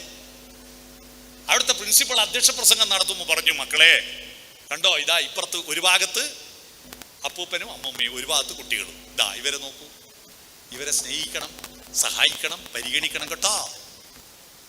എന്നൊരു ടീച്ചർ സ്ഥിരം കേട്ട് പഴകിയ ഒരു മുദ്ര, ഒരു പഴഞ്ചൊല്ല് പറഞ്ഞു, പഴുത്ത പ്ലാവില വീഴുമ്പോ പച്ചപ്ലാവില ചിരിക്കും. അല്ലേ? പച്ചപ്ലാവിലതാ പഴുത്ത പ്ലാവില വീണില്ലേ എന്ന് പറഞ്ഞ് ചിരിക്കും. പക്ഷെ ഈ പച്ചപ്ലാവില് ഇതുപോലെ ഒരു കാലം പഴുത്ത് വീഴും, ഓർക്കണം, അതുകൊണ്ട് ചിരിക്കല്ലേ. അപ്പൊ ഒരു കുട്ടി എഴുന്നേറ്റിട്ട്, വിനീത് എന്ന് പറഞ്ഞൊരു കുട്ടി, ടീച്ചറെ ഒരു സംശയം, എന്താ പഴുത്ത പ്ലാവില വീഴുമ്പോ പച്ചപ്ലാവില ചിരിക്കാതിരുന്നാ പഴുക്കാണ്ടിരിക്കുവോ? എന്തായാലും പഴുക്കൂലേ, പിന്നെ ചിരിക്കുന്നല്ലേ നല്ലതെന്ന്. മനസ്സിലായോ? ചിരിക്കൂ, പുഞ്ചിരിക്കൂ. രാവിലെ അച്ഛനെയും അമ്മേനെയും നോക്കി പുഞ്ചിരിക്കൂ. നിങ്ങളുടെ വീട്ടിൽ CCTV ഉണ്ടോ? കഴിഞ്ഞ ഒരാഴ്ച കാലം നിങ്ങളുടെ മുഖം എണീറ്റ് വരുമ്പോ എങ്ങനെയാ? പ്ലാവുമെന്ന് വീണ കുഴച്ചക്ക പോലെ ചുളുക്കി മടക്കിയിട്ടാണോ? നോ. നിങ്ങൾ പുഞ്ചിരിക്കൂ. പുഞ്ചിരിക്കാൻ അറിയുന്ന ഒരേ ഒരു ജന്തു മനുഷ്യനാ. നിങ്ങൾ പുഞ്ചിരിച്ചാ പോരാ, വീട്ടുകാർ പുഞ്ചിരിച്ചാ പോരാ, നിങ്ങളുടെ വീട് പുഞ്ചിരിക്കാറുണ്ടോ? വീട് പുഞ്ചിരിക്കാറുണ്ടോ? വീട് പുഞ്ചിരിക്കാൻ എന്താ മാർഗം? വീടിന്റെ ചുണ്ടാണ് മുന്നിലത്തെ വാതില്. നിങ്ങൾ രാവിലെ ഉണർന്ന ഉടനെ നേരെ മുന്നിലത്തെ വാതിൽ തുറക്കൂ. എന്നിട്ട് അവിടെ ഒരു അത്ഭുത പ്രതിഭാസമുണ്ട്. സുപ്രഭാതം സുപ്രഭാതം സുപ്രഭാതം സുപ്രഭാതം സുപ്രഭാതം സുപ്രഭാതം. നീലഗിരിയുടെ സഖികളെ, ജ്വാലാമുഖികളെ, ജ്യോതിർമയ്യാം ഉഷസിന് എന്ന പാട്ട് കേട്ടിട്ടില്ലേ? ഒരു പാട്ടുപാടും എഴുന്നേറ്റിട്ട്. നിങ്ങൾ രാവിലെ തന്നെ ഒരു വിഗ്രഹത്തിന്റെ മുന്നിൽ കുമ്പിടുകയാണ്. അത് ഹിന്ദുക്കളും മുസൽമാനും ക്രിസ്ത്യാനികളും അല്ല. ആ വിഗ്രഹത്തിന്റെ മുമ്പിൽ നാളെ മുതൽ കണി കാണരുത്. പൂജാമുറിയിലെ വിഗ്രഹമല്ല ഞാൻ ഉദ്ദേശിച്ചത്. നിങ്ങളുടെ വീടിന്റെ മൂലക്ക് പ്രതിഷ്ഠിച്ചിരിക്കുന്നുണ്ട് ഒരു വിഗ്രഹം, യൂറോപ്യ ക്ലോസറ്റ്. ആടെ പോയി നമസ്കരിച്ചിട്ടേ വാതിൽ തുറക്കൂല്ലേ? ഇതാ കണി കാണുന്നത്. ദേവി ഇത് വാതിൽ തുറക്കൂ. അച്ഛനോടും അമ്മയോടും പറ, ഞങ്ങളുടെ കൂടെ വരാന്തയിലേക്ക് ഇറങ്ങൂ. അമ്മമാര് രാവിലെ ഇസ്രായേലിലെ പട്ടാളക്കാരെ പണിയെടുക്കണം. അവർക്ക് ഇസ്രായേലിലെ പട്ടാളക്കാര് 3 വർഷമായിട്ട് എടുക്കുന്ന ഒരു പണിയുണ്ട്. ഇപ്പൊ 2 മാസമായിട്ടുള്ളൂ നിർത്തിയിട്ട്. രാവിലെ എണീറ്റ 3 മിസൈലിന് തീ കൊടുക്കും. എന്നിട്ട് എത്ര പല്ല് വരെ തേക്കാൻ പോകും. നമ്മൾ അമ്മമാര് രാവിലെ എണീറ്റ ഒരു തോക്കുണ്ട് അവരെ കയ്യിൽ, അതെടുക്കും. എന്നിട്ട് അതൊന്നും ഒന്ന് കുനിയും. ഗ്യാസിന്റെ 3 അടുപ്പുണ്ടാവും. ടിക്ക് ടിക്ക് ടിക്ക് 3 തീ കൊടുക്കരുത്. ഇത് പിന്നെ ആവാം. നിങ്ങളോട് പറയാ, രക്ഷിതാക്കളെ ഞങ്ങളുടെ കൂടെ ഒന്ന് വരാന്തയിൽ ഇറങ്ങും, മുറ്റത്തിറങ്ങും. എന്നിട്ട് അവിടെ വിരിഞ്ഞ പൂക്കളെ കാണിക്കൂ. ഈ മുറ്റത്ത് വലിയ ചെടിയെല്ലാം വെച്ച് പിടിപ്പിച്ചിട്ട് നാട്ടുകാർ കാണാൻ അനുവദിക്കൂല, വലിയ മതിൽ കെട്ടു. വീട്ടുകാർ കാണാൻ വാതിൽ തുറക്കില്ല. പിന്നെ എന്ത് കുന്തത്തിനായി ചെടി പിടിപ്പിച്ചെന്ന് എനിക്കിപ്പോ മനസ്സിലാവുന്നില്ല. ഫോട്ടോ എടുക്കാൻ വീട്ടുകാർ കാണുമ്പോൾ വാതിൽ തുറക്കണ്ടേ? എല്ലാ വീടും അടഞ്ഞു കിടക്കും. നാട്ടുകാർ കാണാൻ വിടൂല, വലിയ മതിലും കെട്ടും. എന്നിട്ട് വലിയ ഗേറ്റും പിടിപ്പിക്കും. എന്നിട്ട് നല്ല ജോലിയും വാങ്ങി, ശമ്പളവും വാങ്ങി, കൊട്ടാരം പോലത്തെ വീടും എടുത്ത്, എന്നിട്ട് വീട്ടിന് പേടിയായിട്ട് പൈസ മോഷണം പോകുമെന്ന് പേടിച്ചിട്ട് വലിയ നായിനെ വാങ്ങിപ്പോറ്റു. എന്നിട്ട് രാത്രിയിൽ ഗേറ്റ് തുറന്ന് പുറത്തിറങ്ങുന്നത് ഈ നായിനെ തൂറാൻ കൊണ്ടാക്കാൻ മാത്രം ഗേറ്റ് തുറന്ന് പുറത്തിറങ്ങുന്ന കുറെ ഭീകരന്മാരുണ്ട് നമ്മുടെ നാട്ടിൽ. അത്തരത്തിലുള്ള വിഡ്ഢികളായി മാറരുത് നിങ്ങൾ കേട്ടോ. വലിയ മതിലും കെട്ടി വീട്ടിന്റെ അകത്ത് കുടിഞ്ഞിരുന്ന് മൊബൈൽ നോക്കി ടിവിയും കണ്ട് നായിനെ തൂറാൻ കൊണ്ടാക്കാൻ മാത്രം ഗേറ്റ് തുറന്ന് പുറത്തിറങ്ങുന്ന വിഡ്ഢികള് നമ്മളെ കേരളത്തിൽ വളർന്നു വരിക. നിങ്ങൾ അതിൽ പെട്ടുപോകരുത്. നിങ്ങൾ വാതിൽ തുറക്കൂ. മുറ്റത്തെ പൂക്കളെ കാണൂ, പൂമ്പാറ്റകളെ കാണൂ, തുമ്പികളെ കാണൂ. പ്രഭാതം വിടരും, പ്രദോഷം വിടരും, പ്രതീചി രണ്ടും കണ്ടു നിൽക്കും. ഉദയമില്ലാതില്ല അസ്തമനം, ഉണരൂ മനസ്സേ ഉണരൂ. മനസ്സിനെ ഉണർത്തൂ, വാതിൽ തുറക്കൂ, പുഞ്ചിരിക്കുക. യെസ്. രണ്ടാമത്തത് ഓപ്പൺ ദി ഹേർട്ട്, ഹൃദയം തുറന്ന് വർത്തമാനം പറ. വീട്ടിൽ നിങ്ങൾ അച്ഛനും അമ്മയും എല്ലാവരും ഒത്തുചേരുന്ന സമയത്ത് കയ്യിൽ അച്ഛന്റെയും അമ്മയുടെയും നിങ്ങളുടെയും കയ്യിൽ മൊബൈൽ ഉണ്ടാവരുത്, ടിവിയും തുറന്നു വെക്കരുത്. എന്നിട്ട് വട്ടത്തിൽ നിന്ന് വർത്തമാനം പറയൂ. 1.5 മണിക്കൂർ സ്കൂളിലെ വിശേഷം എല്ലാം പറ. വിശേഷം പറ. ഇന്ന് വീട്ടിൽ പോയാൽ ഇന്ന് ഒരു വിദ്വാൻ വന്നിന് അങ്ങ് കണ്ണൂരിന്ന് എന്തെല്ലോ ഇളക്കിയിട്ട് പോയി പറ. അതല്ല പറ. വിശേഷങ്ങൾ പറ. ടിവിയും തുറന്നിട്ട് പറയരുത്. ഈ മൊബൈലും നോക്കി ടിവിയും കണ്ടുകൊണ്ട് തിന്നുന്ന കുറെ ഭീകരന്മാരുണ്ട് നമ്മുടെ. അവരീ സാമൂഹ്യ വിരുദ്ധരായി മാറും കേട്ടോ. ടിവിയും തുറന്നിട്ട് മൊബൈലും നോക്കി ഭക്ഷണം കഴിക്കുന്ന കുട്ടികളുണ്ടോ നിങ്ങളുടെ ഉള്ളിൽ? നിങ്ങൾ ഭ്രാന്തനാണെന്ന് മനസ്സിലായിക്കൊള്ളുക. ഭക്ഷണം കഴിക്കുമ്പോൾ ടിവിയും കാണരുത്, മൊബൈലും നോക്കരുത്. ഈ വേറെ ഒരു കുഴപ്പമെന്ന് വെച്ചാൽ ടി വി കാണുമ്പോൾ ചെയ്യാൻ പറ്റിയ ഒറ്റൊരു പണിയേ ഉള്ളൂ, തിന്നല്. ഒരു റേഡിയോ വാങ്ങി തരാൻ പറ അച്ഛനോടും അമ്മയോടും. റേഡിയോ കേൾക്കുമ്പോൾ എന്ത് പണിയും, സംസ്കാരത്തിന് മുറിവേൽപ്പിക്കുന്ന ഒരു പരിപാടി റേഡിയോയിൽ ഉണ്ടാവില്ല. എന്നാൽ ടി വിയിൽ സംസ്കാരമുള്ള ഒരു പരിപാടിയും ഉണ്ടാവില്ല. എല്ലാം സീരിയലെല്ലാം എന്താ? പരവപ്പ്, കുറ്റപ്പെടുത്തല്, കച്ചറ, ഇതല്ലേ? അതും നോക്കിയിരിക്കുക. ടി വി കാണുമ്പോ കുഞ്ഞിന് മാഷ് ഒരു കവിതയുണ്ട്: വായിലേക്കുള്ള വഴി കൈക്ക് കാണാപ്പാടം, വായിൽ നിന്നുള്ള വഴി നാവിനു തെറ്റുന്നു മിക്കപ്പോഴും. വായിലേക്കുള്ള വഴി കൈക്ക് കാണാപ്പാടല്ലേ? രാത്രി നിങ്ങൾ ഭക്ഷണം കഴിക്കുമ്പോൾ പെട്ടെന്ന് കരണ്ട് പോയി, ആരെങ്കിലും വായ കാണാഞ്ഞിട്ട് ചോറ് വാരി ചെവി കൊണ്ടച്ചനോ? ഇല്ലല്ലോ. വായിലേക്കുള്ള വഴി കാണാപ്പാടാ. അപ്പൊ ടി വി കണ്ടുകൊണ്ട് ഇതങ്ങ് നടക്കൂ. അതിൻ്റെ ഇടയിൽ കൂറ വീണിട്ടുണ്ടെങ്കിൽ അത് മുളകാന്ന് വിചാരിച്ച് അതും കൂട്ടിയിട്ടാ തിന്നുക. നിങ്ങൾ ഭക്ഷണം കഴിക്കുമ്പോഴെങ്കിലും വീട്ടുകാരോടൊന്ന് വട്ടത്തിലിരുന്നിട്ട് മുഖത്തോട് മുഖം നോക്കി ഹൃദയം തുറന്ന് വർത്താനം പറ. എന്താ വർത്താനം? അച്ഛനോടും അമ്മയോടും പറയേണ്ടത്. അതാരാ റോഡിലൂടെ പോകുന്നത്? അത് ഗോപാലൻകുട്ടി, മഹാവൃത്തികെട്ടവനാ. അതാരാ പഞ്ചായത്ത് മെമ്പർ? ഒരു ചുക്കിനും കൊള്ളൂല. പഞ്ചായത്ത് പ്രസിഡന്റ് മഹാബദ്ധോ, MLA തീരെ പോക്കാ, മന്ത്രിമാരെല്ലാം വഷളന്മാരാ, മുഖ്യമന്ത്രി ഭീകരനാ, പ്രധാനമന്ത്രി അതിലും ഭീകരനാ, എല്ലാരും മോശ. ഒരാളെ ഉള്ളു ലോകത്ത് നല്ലേ. അതാരാ? ഞാൻ മാത്രം. ഈ ചർച്ച കേട്ട് ദുഷിപ്പ് കേട്ട് നിങ്ങളുടെ അടിസ്ഥാന ഭാവം എന്താണെന്നറിയോ? ഇപ്പോ I am okay, you are not okay. ഞാൻ മാത്രം ശരി, നിങ്ങളൊന്നും ശരിയല്ല. ഈ അഹന്തയാണ് നമ്മുടെ കുട്ടികളെ പറ്റിക്കുന്നത്. ചില കുട്ടികൾക്ക് I am not okay, you are okay. ഞാൻ ഒരു കുട്ടി സ്റ്റേജിലേക്ക് വരാൻ പറഞ്ഞല്ലോ. ആ വരാൻ പറഞ്ഞപ്പോ മുമ്പിലിരിക്കുന്ന ഓരോ കുട്ടിയും എന്റെ ഭാവം എന്താണെന്നറിയോ? നീ പോട്, I am not okay, you are okay. എടാ, ഈ സ്റ്റേജിലേക്കൊന്ന് ഐ ആം റെഡി എന്ന് പറഞ്ഞിട്ട് ഇറങ്ങി ഓടി വരാൻ താല്പര്യം കാണിക്കുന്ന കാലത്താണ് നിങ്ങൾ വിജയിക്കുന്നത്. അല്ലാതെ ആരെങ്കിലും മാഷമാർ അത് ആ പെൺകുട്ടികളെ പോയി സാറ് വെറും നാണം കുടുങ്ങികൾ ആൺകുട്ടികൾ. ഇപ്പോ വലിയ വീരവാദവും പറയും, വലിയ അല്ലോണ ഇറച്ചിയും തിന്നും, അൽഫാമും തിന്നും എന്നല്ലാതെ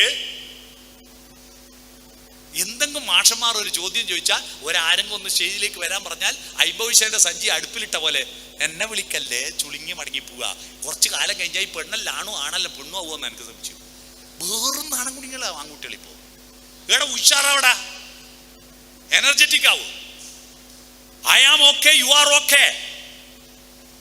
ഞാനും കുഴപ്പമില്ല, നീയും കുഴപ്പമില്ല. വേറെ നാലാമത്തെ ഒരു വിവാഹം കൊണ്ടുവിട്ട് I am not okay, you are not okay. ഞാനും പോക്ക, നീയും പോക്ക. അവരാണ് ഈ MDMAന്റെയും മയക്കുമരുന്നിന്റെയും പുറകെ പോകുന്ന ടീം. ആരാന്നറിയോ? I am not okay, you are not okay. ഇപ്പൊ ബേക്കുന്ന കുറച്ചാളില്ലേ, ഞാൻ ഈ പ്രസംഗിക്കുമ്പോൾ ഒന്നും ഞാൻ ഇയാൾ പോക്ക ഞാനും പോക്കാന്ന മട്ടിൽ ഇങ്ങനെ ഇരിക്കുക, അങ്ങോട്ടും ഇങ്ങോട്ടും വർത്താനം പറഞ്ഞിട്ട്. കണ്ടോ, ടീച്ചർ കൈകൊണ്ടി ചൂണ്ടി കാണിച്ചിട്ട് പോലും ഞാൻ അറിയുന്നില്ല. അവരാണ് മയക്കുമരുന്നിന് അടിമയാവാൻ സാധ്യതയുള്ളവർ. നമ്മൾ I am okay, you are okay.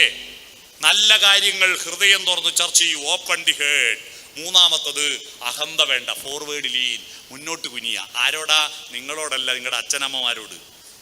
നമ്മുടെ ആണുങ്ങളുണ്ടല്ലോ, അച്ഛന്മാര്, ഗൃഹനാഥന്മാര്, അവരെ വിചാരം എന്താന്ന് പറഞ്ഞാൽ ഈ വീട് ഞാനാ എടുത്തത്, വീട് ശമ്പളം വാങ്ങുന്നത് ഞാനാണ് ഈ സാധനങ്ങളെല്ലാം വാങ്ങുന്നത്. അതുകൊണ്ട് പല അച്ഛന്മാരും വീട്ടിൽ ആരായിരിക്കും എന്നറിയോ? പൽവാൾ ദേവൻ.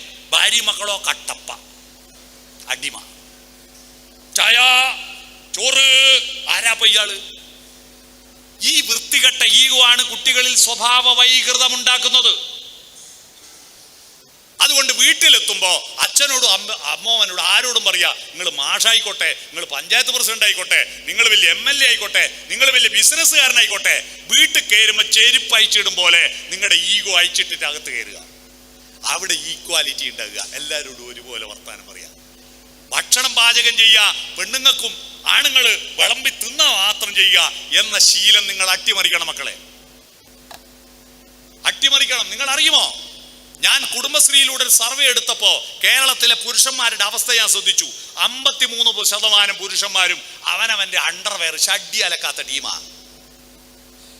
53% പുരുഷന്മാര് ഷഡ്ഡി അലക്കൂല. അത് സ്വന്തം ഭാര്യൻ്റെയോ അമ്മേൻ്റെയോ പെങ്ങളെയോ കയ്യിൽ ഏൽപ്പിക്കുന്ന വൃത്തികെട്ട കുട്ടികളാവരുത്. ഇവിടെ ഇരിക്കുന്ന ഒരു കുട്ടിയും അവനവന്റെ അണ്ടർവെയർ അലക്കാൻ അമ്മേനെ ഏൽപ്പിച്ചിക്കരുത് നാളെ മുതൽ. അത് നിങ്ങൾ അലക്കിയിടണം. പെൺകുട്ടികൾ പിന്നെ അലക്കിയിടും. അതുകൊണ്ടാണ് ഞാൻ അവരോട് പറയാത്തത്. എടാ, നിങ്ങളെ അണ്ടർവെയർ അമ്മയോടും പെങ്ങളോട് അലക്കാൻ പറയാന്ന് പറഞ്ഞാൽ പിന്നെ ആണാന്ന് പറഞ്ഞ് മീശം വെച്ച് നടക്കുന്നു വൃത്തികെട്ടവന്മാര്. അവനവൻ കഴിച്ച ഭക്ഷണത്തിന്റെ പാത്രം കഴുകാൻ പഠിക്കും. കുട്ടികളോട് ഞാൻ പറയാ, എല്ലാ കാലവും അച്ഛനും അമ്മയും നിങ്ങളുടെ കൂടെ ഉണ്ടാവില്ല.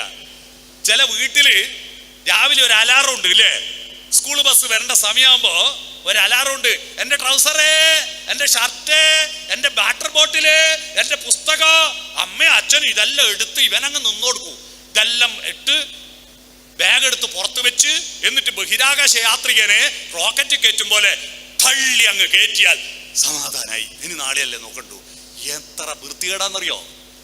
5ാം ക്ലാസ്സിൽ എത്തുമ്പോഴേക്ക് കുട്ടികൾ അവനവന്റെ ബാഗും ഷർട്ടും പാൻറ്റും വാട്ടർ ബോട്ടിലും ബോക്സും പുസ്തകമല്ല അവനവൻ സ്വയം എടുത്തു വെച്ച് അവനവന്റെ ഭക്ഷണം വിളമ്പി കഴിച്ച പാത്രം കഴുകി വെച്ച് പോകുന്ന കുട്ടികളാവും നിങ്ങൾ. നിങ്ങൾക്ക് ജീവിതത്തിൽ വിജയിക്കാനാവും. നിങ്ങൾ പലയിടത്ത് പോയാ നിങ്ങളുടെ അച്ഛനും അമ്മയും കൂടെ ഉണ്ടാവോ? എന്തെങ്കിലും ഒരു പ്രതിസന്ധി വരുമ്പോ അച്ഛാ അമ്മേന്ന് പറഞ്ഞ് നിലവിളിച്ചാൽ വരുവോ? ഓടി വരുവോ? ഇല്ല.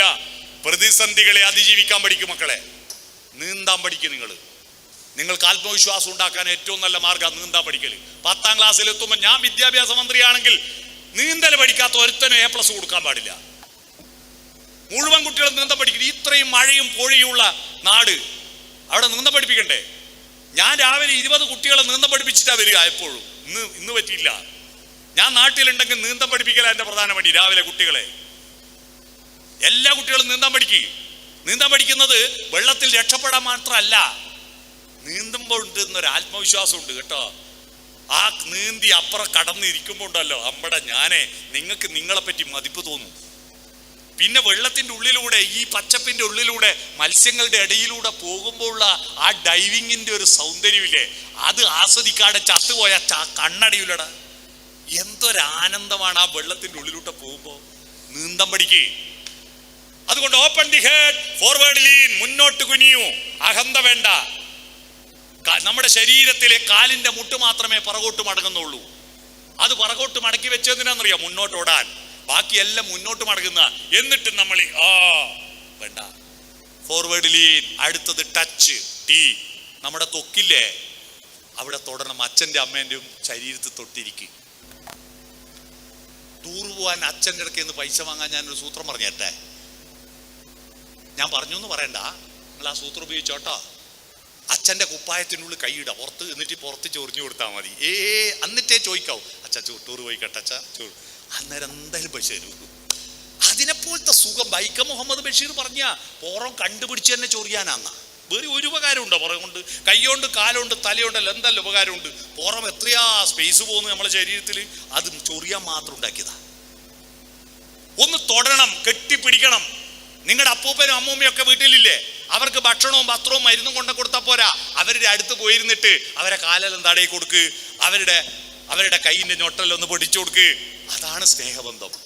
കാരണം സ്നേഹഗ്രന്ഥി ഈ തൊക്കിമല, തൊക്കാണ്. നമുക്ക് എന്തൊക്കെ സന്തോഷമോ വല്ലാത്ത നിർവൃതിയോ ഭയം ഉണ്ടെങ്കിൽ ഈ രോമകൂപങ്ങളെല്ലാം ഇങ്ങനെ കിഴങ്ങിന് കുതിരി കൂട്ടിയ പോലെ പൊങ്ങി വരൂലേ, അതിന്റെ പേരാണ് രോമാഞ്ചോ. ഇനി രോമം ഇല്ലാത്തവർക്ക് തോലാഞ്ചോ. മനസ്സിലായോ? സ്പർശിക്കൂ, അച്ഛനെയും അമ്മയെയും കെട്ടിപ്പിടിക്കൂ, ചേർത്ത് പിടിക്കൂ, അടുത്ത് കിടക്കൂ. മനസ്സിലായോ? ടച്ച് വേണം. ഹൃദയത്തെ തൊട്ട് സംസാരിക്കൂ. SOFT ആയില്ലേ? അടുത്തത് ഐ കോണ്ടാക്ട്. കണ്ണിൽ നോക്കി സംസാരിക്കണം. കണ്ണാണ് നമ്മുടെ പേഴ്സണാലിറ്റി. നിങ്ങൾ നെടുമ്പാശ്ശേരിയിൽ നിന്നോ തിരുവനന്തപുരത്ത് നിന്നോ വിമാനത്ത് പോകുമ്പോൾ, വിദേശത്ത് പോകുമ്പോൾ അവർക്ക് പാസ്പോർട്ടിനേക്കാൾ പ്രധാനം കണ്ണാണ്. കണ്ണിന്റെ ഫോട്ടോ എടുക്കുക. കണ്ണാണ് നമ്മുടെ പേഴ്സണാലിറ്റി. കണ്ണിൽ നോക്കി സംസാരിക്കും. കണ്ണിൽ നോക്കിയിട്ട് നിങ്ങളുടെ രക്ഷിതാക്കളോട് പറയണം, ഞങ്ങളോട് സംസാരിക്കുമ്പോൾ കണ്ണ് കൃഷ്ണമണിന്റെ മധ്യത്തിലാണ് നിൽക്കണ്ടേ. ചില രക്ഷിതാക്കൾ കൃഷ്ണമണി താഴെയാക്കിയിട്ടും ചില ആൾ മേലെയാക്കിയിട്ടും പറയും. തെറ്റാണത്. എന്താ അത്? ചില ആള് എവിടെയാടാ പോയിന്, ഇതുവരെ എവിടെയേനും കൃഷ്ണമണി താഴെ. ചില ആള് എനിക്കെത്ര മാർക്ക്, കൃഷ്ണമണി മേലെ. ഇത് രണ്ടും തെറ്റാ. കൃഷ്ണമണി മധ്യത്തിലാക്കി സംസാരിക്കുക, കണ്ണിൽ നോക്കി സംസാരിക്കുക. Eye contact. അടുത്തത് നോഡിങ്. തലകുലിക്കണം, സമ്മതിക്കണം. അച്ഛനും മക്കളും ഭാര്യയും ഒക്കെ പരസ്പരം സമ്മതിച്ചു കൊടുക്കുക. നോടി എന്ന് പറഞ്ഞാൽ തലകുലിക്കുക. ശരിയാ. പരസ്പരം സുഹൃത്തുക്കൾ പരസ്പരം അംഗീകരിക്കണം. നല്ല മകൻ ആരാണെന്ന് രാമായണത്തിൽ ഒരു കാര്യം പറയുന്നുണ്ട്. ദശരഥനോട് രാമൻ, അച്ഛാ, ആരാ നല്ല മക്കൾ? താതകാര്യമനാജ്ഞപ്തമാകിലും മോദേന ചെയ്യുന്ന പുരുഷനുത്തമൻ. അച്ഛൻ പറഞ്ഞ മനസ്സിലുള്ള കാര്യം അച്ഛൻ പറയാതെ തന്നെ ചെയ്യുന്ന മകനാണ് ഉത്തമപുത്രൻ. താതൻ നിയോഗത്താൽ ചെയ്തടങ്ങുന്നവൻ മധ്യമപുത്രൻ എന്നറിഞ്ഞാലും അച്ഛൻ പറഞ്ഞിട്ടനുസരിക്കുന്നവൻ മധ്യമപുത്രനാ. എന്നാൽ താതൻ നിയോഗിക്കലും ഇക്കാര്യമല്ലാലെ കർത്തവ്യമല്ലെന്ന് വെച്ചടങ്ങുന്നവൻ, അച്ഛൻ പറഞ്ഞാലും കേൾക്കൂല എന്ന് പറയുന്നവൻ ആരായിരിക്കും? പറയാതെ ചെയ്യുന്നവൻ ഉത്തമൻ, പറഞ്ഞിട്ട് ചെയ്യുന്നവൻ മധ്യമൻ, പറഞ്ഞിട്ടും ചെയ്യാത്തവൻ ആരായിരിക്കും? അധമൻ എന്ന വാക്കാണ് പലരുടെയും മനസ്സിൽ വരിക. എന്ന രാമായണം പറയുന്ന അധമൻ എന്നല്ല. പിത്രോർ മലമെന്നു ചൊല്ലുന്നു സത്തുക്കൾ എന്ന രാമായണം പറയുന്നത്. അത് പിതാവിന്റെ മകനല്ല, മലമാണെന്നാ. ഇതിലെത്ര ആൾ മലമുണ്ടെന്ന് സ്വയം ഒന്ന് പരിശോധിക്കുക. അത് പിതാവിന്റെ മകനല്ല, വെറും മലമാണ്. കുടുംബമായിട്ട് നല്ല പരസ്പര പൂരകമായ ബന്ധം ഉണ്ടാകുക. അപ്പൊ smile, open head, forward lean, touch, eye contact, nodding. നിങ്ങൾ കുട്ടികളെ നിങ്ങൾക്ക് പറ്റുന്ന ഒരു അബദ്ധവും കൂടി പറഞ്ഞാൽ നിർത്താം. നിങ്ങളുടെ ശരീരം ഉണ്ടല്ലോ, ഈ ശരീരം നിങ്ങളെ അനുസരിക്കണം. നിങ്ങളും മൃഗവും തമ്മിലുള്ള വ്യത്യാസം, മൃഗങ്ങളുടെ ശരീരമാണ് ഗുരു, മനസ്സ് ലഘുവ. ഗുരു എന്ന് പറഞ്ഞാൽ മാഷ് എന്നല്ലേ, വലുത് എന്നർത്ഥം. ഗുരുതരമായ പരിക്ക് പറ്റിയെന്ന് വാർത്ത കണ്ട മാഷന്മാർക്ക് പരിക്ക് പറ്റിയെന്നല്ലോ, വലിയ പരിക്ക് പറ്റിയെന്ന. ഗുരു എന്ന് പറഞ്ഞാൽ വലുത്, ലഘു എന്ന് പറഞ്ഞാൽ ചെറുത്. മൃഗങ്ങളുടെ ശരീരം, ഇപ്പൊ സ്കൂളിന്റെ മുറ്റത്ത് ഒരു പട്ടി വന്നു, ആ പട്ടിക്ക് മൂത്രമൊഴിക്കണം. ഒരു പശു വന്നു, പശുവിന് ചാണകം ഇടണം. അപ്പൊ സ്കൂളാണ്, ഇവിടെ പറ്റൂല എന്ന് മനസ്സ് പറയോ? അവിടെ വാലും വധിച്ച് മൂത്രയിക്കും. പട്ടികൾ റോഡിൽ വെച്ച് ഇണചേരും. കാരണം അതിന്റെ ഗുരു ശരീര, മനസ്സ് ലഘുവ. മനുഷ്യനോ? മനുഷ്യൻ ഗുരു മനസ്സാ. ഇപ്പൊ ഇത് നേരത്തെ എണീറ്റ് പോകണമെന്ന് നിങ്ങളുടെ മനസ്സിലില്ലേ? എന്നിട്ട് എണീറ്റ് പോവാത്ത എന്താ? ശരീരത്തിന് ഒന്ന് എഴുന്നേക്കണം എന്ന് പറഞ്ഞ് ഇങ്ങനെ തിരിഞ്ഞും പറഞ്ഞും കളിക്കുക. പക്ഷെ മനസ്സ് പറയാ, മാഷന്മാർ കണ്ട എന്താ വിചാരിക്കുക? തൽക്കാലാടെ ഇരിക്കുക, അനങ്ങാണ്ട് കിടന്നോ ശരീരമേ എന്ന് പറയും. ശരീരത്തെ കൺട്രോൾ ചെയ്യുന്ന, ഇവിടുന്ന് ഇപ്പൊ മൂത്രമൊഴിക്കാൻ മുട്ടി എവിടെ ഒഴിക്കോ? ശരീരത്തെ കൺട്രോൾ ചെയ്യുന്ന മനസ്സ്. പക്ഷേ ആമയും മുയലും പന്തയം വെച്ച കഥയെ പറഞ്ഞ പോലെയാ ഇപ്പോഴത്തെ അവസ്ഥ. മുയല് കുതിച്ചോടി തിരിഞ്ഞു നോക്കുമ്പോ ആമ വളരെ പിറകില. എന്തിനാ നേരത്തെ പോയാൽ ഒരു ട്രോഫിയല്ലേ കിട്ടൂ? ഉടൻ തന്നെ മുയൽ വിചാരിച്ചു ഒന്ന് വിശ്രമിച്ചിട്ട് പോകാം. വിശ്രമിച്ചിട്ട് ഉറങ്ങിപ്പോയി. ഉറക്ക് തെളിയുമ്പോ ആമ പോയിട്ട് ട്രോഫിയും വാങ്ങി വരുന്നു. ആമ ട്രോഫിയും വാങ്ങി വരുന്നു. എന്നിട്ട് മാഷന്മാർ നമ്മളെ പഠിപ്പിച്ചു, പരിശ്രമശാലികൾ വിജയിക്കും, അലസന്മാർ പരാജയപ്പെടും. ഈ കഥ പണ്ട് പറഞ്ഞ കഥ, അത് നമുക്കൊന്ന് മാറ്റി പിടിച്ചൂടെ? നമ്മുടെ ശരീരമാണ് ആമ, മനസ്സ് മുയല. ശരീരം ആമയെ പോലെ മെല്ലെ വളർന്ന്. ഒരു പശു പ്രസവിച്ച ആ പശുക്കുട്ടി അരമണിക്കൂർ കൊണ്ട് എണീറ്റോടും. നിങ്ങൾ ആരെങ്കിലും പറ്റിയിട്ട് അരമണിക്കൂർ കൊണ്ട് ഓടിയാ? 6 മാസമായില്ലേ ദോശ മറിച്ചിടെ? കുട്ടി കുമ്പിടാൻ 6 മാസമായില്ലേ?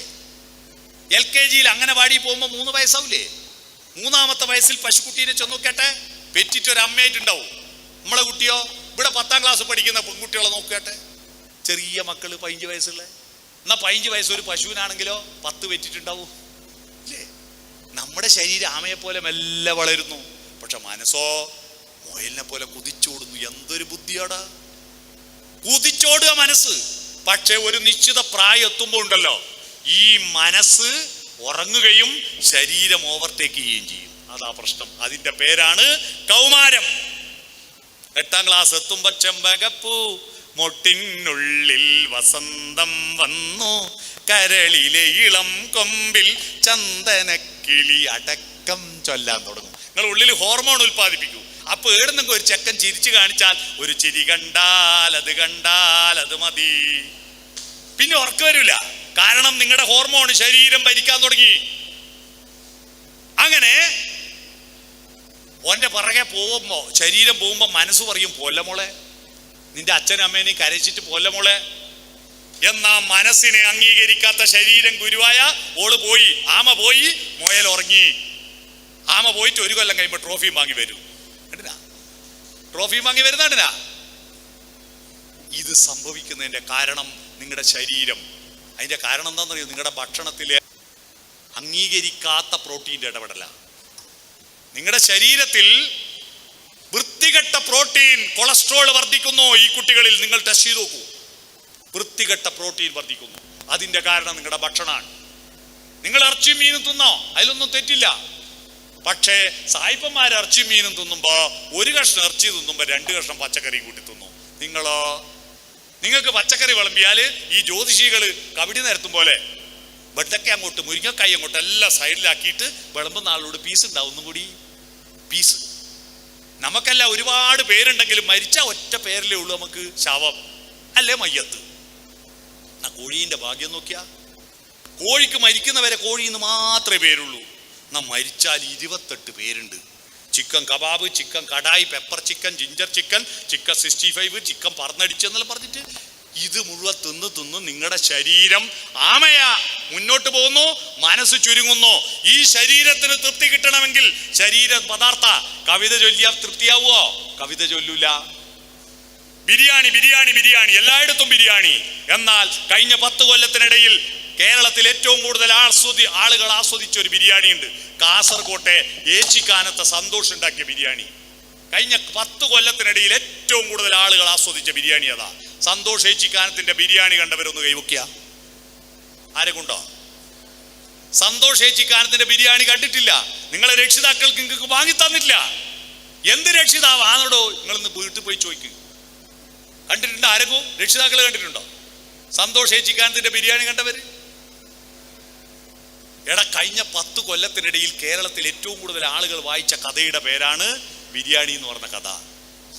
ഒരു കഥ വായിക്കൂല, ഒരു കവിത ചൊല്ലൂല, ഒരു കവിത ചൊല്ലൂല. എല്ലാ ദിവസവും ഞാൻ എൻ്റെ ഫേസ്ബുക്ക് വാളിൽ അന്ന് വായിച്ച ഒരു 10 കവിത എല്ലാ ദിവസവും ഞാൻ വായിക്കും. എന്നിട്ട് ആ കവിതകളിൽ എനിക്ക് ഇഷ്ടപ്പെട്ട ഒരു കവിത എൻ്റെ ഫേസ്ബുക്ക് വാളിൽ ഇടും. ഇന്നിട്ട കവിത ഞാൻ വായിച്ചു തരാം. എൻ്റെ ഫേസ്ബുക്കിൽ നിങ്ങൾ ഇപ്പോൾ തുറന്നു നോക്കിയാൽ മതി. ഇന്നിട്ട കവിത ഇതാ, അലി കടുകശ്ശേരിന്റെ കവിത എൻ്റെ ഫേസ്ബുക്ക് വാളിൽ. ഇതാണ് കവിത, നിങ്ങൾ കേട്ടോ. അമ്മക്കിളിയോട് കുഞ്ഞിക്കിളി ചോദിച്ചു, നമ്മളും മനുഷ്യരും തമ്മിലുള്ള വ്യത്യാസം എന്താണ്? അമ്മക്കിളി പറഞ്ഞു, നമ്മൾ കിളികൾ, ഉറങ്ങുമ്പോഴും കിളികളാണ്, ഉണർന്നാലും കിളികളാണ്.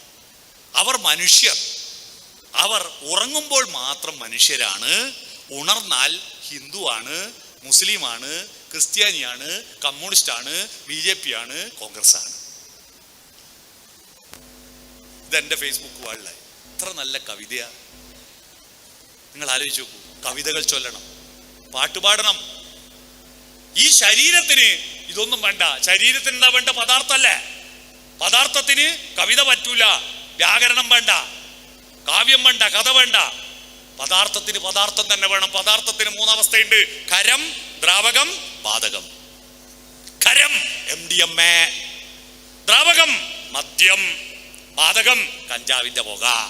ഇതിന്റെ പുറകെ പോകുന്ന കാര്യം മനസ്സിലായോ? ശരീരമാണ് ഞാനെന്ന വിചാരമുള്ള കുട്ടികളാണ് ലഹരിക്കടിമയാവുന്നത്. നിങ്ങൾക്ക് ഒരുപാട് ലഹരിയുണ്ട്. ഈ വീട്ടിൽ, ഈ സ്കൂളിന്റെ പുറത്തിറങ്ങി നോക്കൂ, എത്ര മനോഹരമായ റോഡാണ്. അതിൻ്റെ അടിയിലെ പുഷ്പങ്ങൾ എത്ര നല്ല പ്ലാവാണ് അവിടെ ഇരിക്കുന്നത്, എത്ര നല്ല മാവാണ് അവിടെ ഇരിക്കുന്നത്, എത്ര നല്ല അന്തരീക്ഷമാണ്. നോക്കൂ, പോസിറ്റീവായിട്ട് ഈ പ്രകൃതിയെ നോക്കൂ. അത് ലഹരിയാക്കൂ. പാട്ട്, എത്ര നല്ല പാട്ടുണ്ട്. ഈ ശരീരമാണ് പ്രധാനമെന്ന് വിചാരിക്കുന്ന കുട്ടികൾക്ക് കവിതയല്ല വേണ്ടത്. കട്ട ചോര കൊണ്ട് ജ്യൂസ് അടിച്ച് സോഡാ സർബത്ത്, ഇല്ലൂമിനാട്ടി. പേന കത്തി കൊണ്ട് വിദ്യാരംഭം കുറിച്ചവനെ നിന്നെ പടച്ചവന് 10ൽ 10 മാർക്ക്, ഇല്ലൂമിനാട്ടി. ഇത് പാടുമ്പോൾ തുള്ളുന്ന ടീം നിങ്ങൾ മനസ്സിലാക്കുക, നിങ്ങൾ രാക്ഷസീയതയിലേക്ക് എത്തി. കുംഭകർണൻ ചോര കുടിച്ചത് രാമായണത്തിലുണ്ട്. പക്ഷെ ഒരു കുംഭകർണനും ചോര കൊണ്ട് ജ്യൂസ് അടിച്ചിട്ട് സോഡ സർബത്ത് കുടിച്ചിട്ടില്ല. നമ്മളെ കുട്ടികൾ അതും പാടി തുള്ളുക. കാരണം നിങ്ങളുടെ മനസ്സിൽ മാനവികതയിൽ നിന്ന് രാക്ഷസീയതയാണ് ഉണർന്നിരിക്കുന്നത്. അതിൻ്റെ പാട്ടായി പടുത്തിറങ്ങിയത്. അതുകൊണ്ട് മക്കളെ, നിങ്ങൾ ജീവിതത്തിന്റെ ലഹരി പഠിക്കൂ, പാട്ടുപാടൂ, കവിത ചൊല്ലൂ, കഥകൾ പറയൂ, സുഹൃത്തുക്കളുമായിട്ട് സോഫ്റ്റൻ യുവർ കമ്മ്യൂണിക്കേഷൻ, പ്രകൃതിയുമായിട്ട്, കുടുംബക്കാരുമായിട്ട്. എന്നിട്ട് ചോദ്യങ്ങൾ ചോദിക്കൂ. ഈ ജീവിതമാകുന്ന വണ്ടി ഓടിക്കുന്ന ഡ്രൈവർ ഞാനാണ്. നിങ്ങളുടെ A+ പരന്ന വായനയും ആഴത്തിലുള്ള ചിന്തയും അറിവും കർമ്മവും കൂട്ടിച്ചേർക്കൂ. നിങ്ങളുടെ ദേശവുമായിട്ട് ബന്ധപ്പെടുത്തൂ. Xഉം Yയും അല്ലേ ഗ്രാഫില്? എന്തുകൊണ്ട് Xഉം Yയും ഒരു സെറ്റ് ബാക്കിയില്ലേ?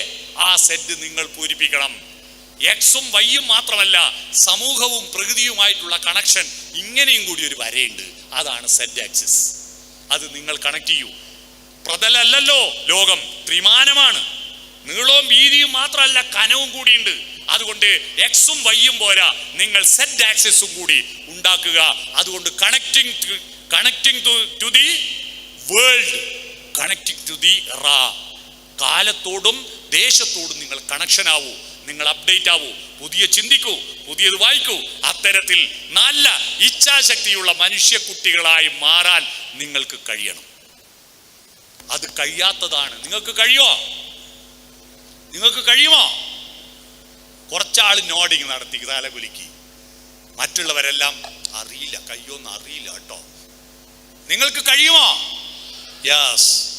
ഇന്ത്യയും അമേരിക്കയും നല്ല റിസൾട്ട് വാങ്ങാൻ, ഇപ്പൊ സമ്മാനം വാങ്ങാൻ വന്ന കുട്ടികളെക്കാൾ നല്ല മിടുക്കന്മാരാവാൻ, നല്ല എനർജറ്റിക്.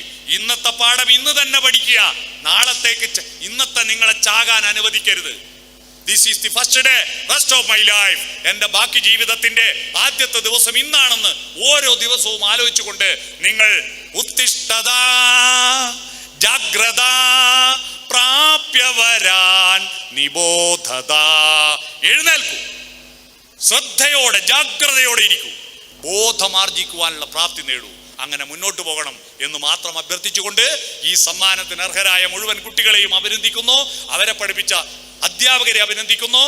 അവരെ പഠിക്കാൻ സാഹചര്യം ഒരുക്കിയ രക്ഷിതാക്കളെ അഭിനന്ദിക്കുന്നു. ഈ പരിപാടി സംഘടിപ്പിച്ച ഇവിടുത്തെ പൂർവ്വ വിദ്യാർത്ഥി സംഘടനയെ ഞാൻ അഭിനന്ദിച്ചുകൊണ്ട് ഈ പരിപാടിക്ക് എന്നെ ക്ഷണിച്ചതിന് ഇവരോട് എല്ലാവരും നന്ദി പറയുന്നു. പക്ഷെ എനിക്ക് നന്ദി പറയാനുള്ളത് വേറൊരു ടീമുണ്ട്. കാരണം എന്താണെന്നറിയോ? നമ്മൾ തുടങ്ങിയത് 10:15, 12:15. ഈ പ്രായത്തിലുള്ള നിങ്ങളുടെ പ്രായത്തിൽ 40 മിനിറ്റിന്റെ അപ്പുറം ഒരു പ്രസംഗവും കേട്ടിരിക്കാനുള്ള കെൽപ്പ് നിങ്ങൾക്കില്ല. എന്നിട്ടും 2 മണിക്കൂർ നിങ്ങൾ എന്നെ സഹിച്ചതിന് നിങ്ങളെ മുമ്പിൽ ഞാൻ കൈകൂപ്പിക്കൊണ്ട് ഞാൻ എൻ്റെ ഭാഷണം ചുരുക്കുന്നു. നമസ്കാരം.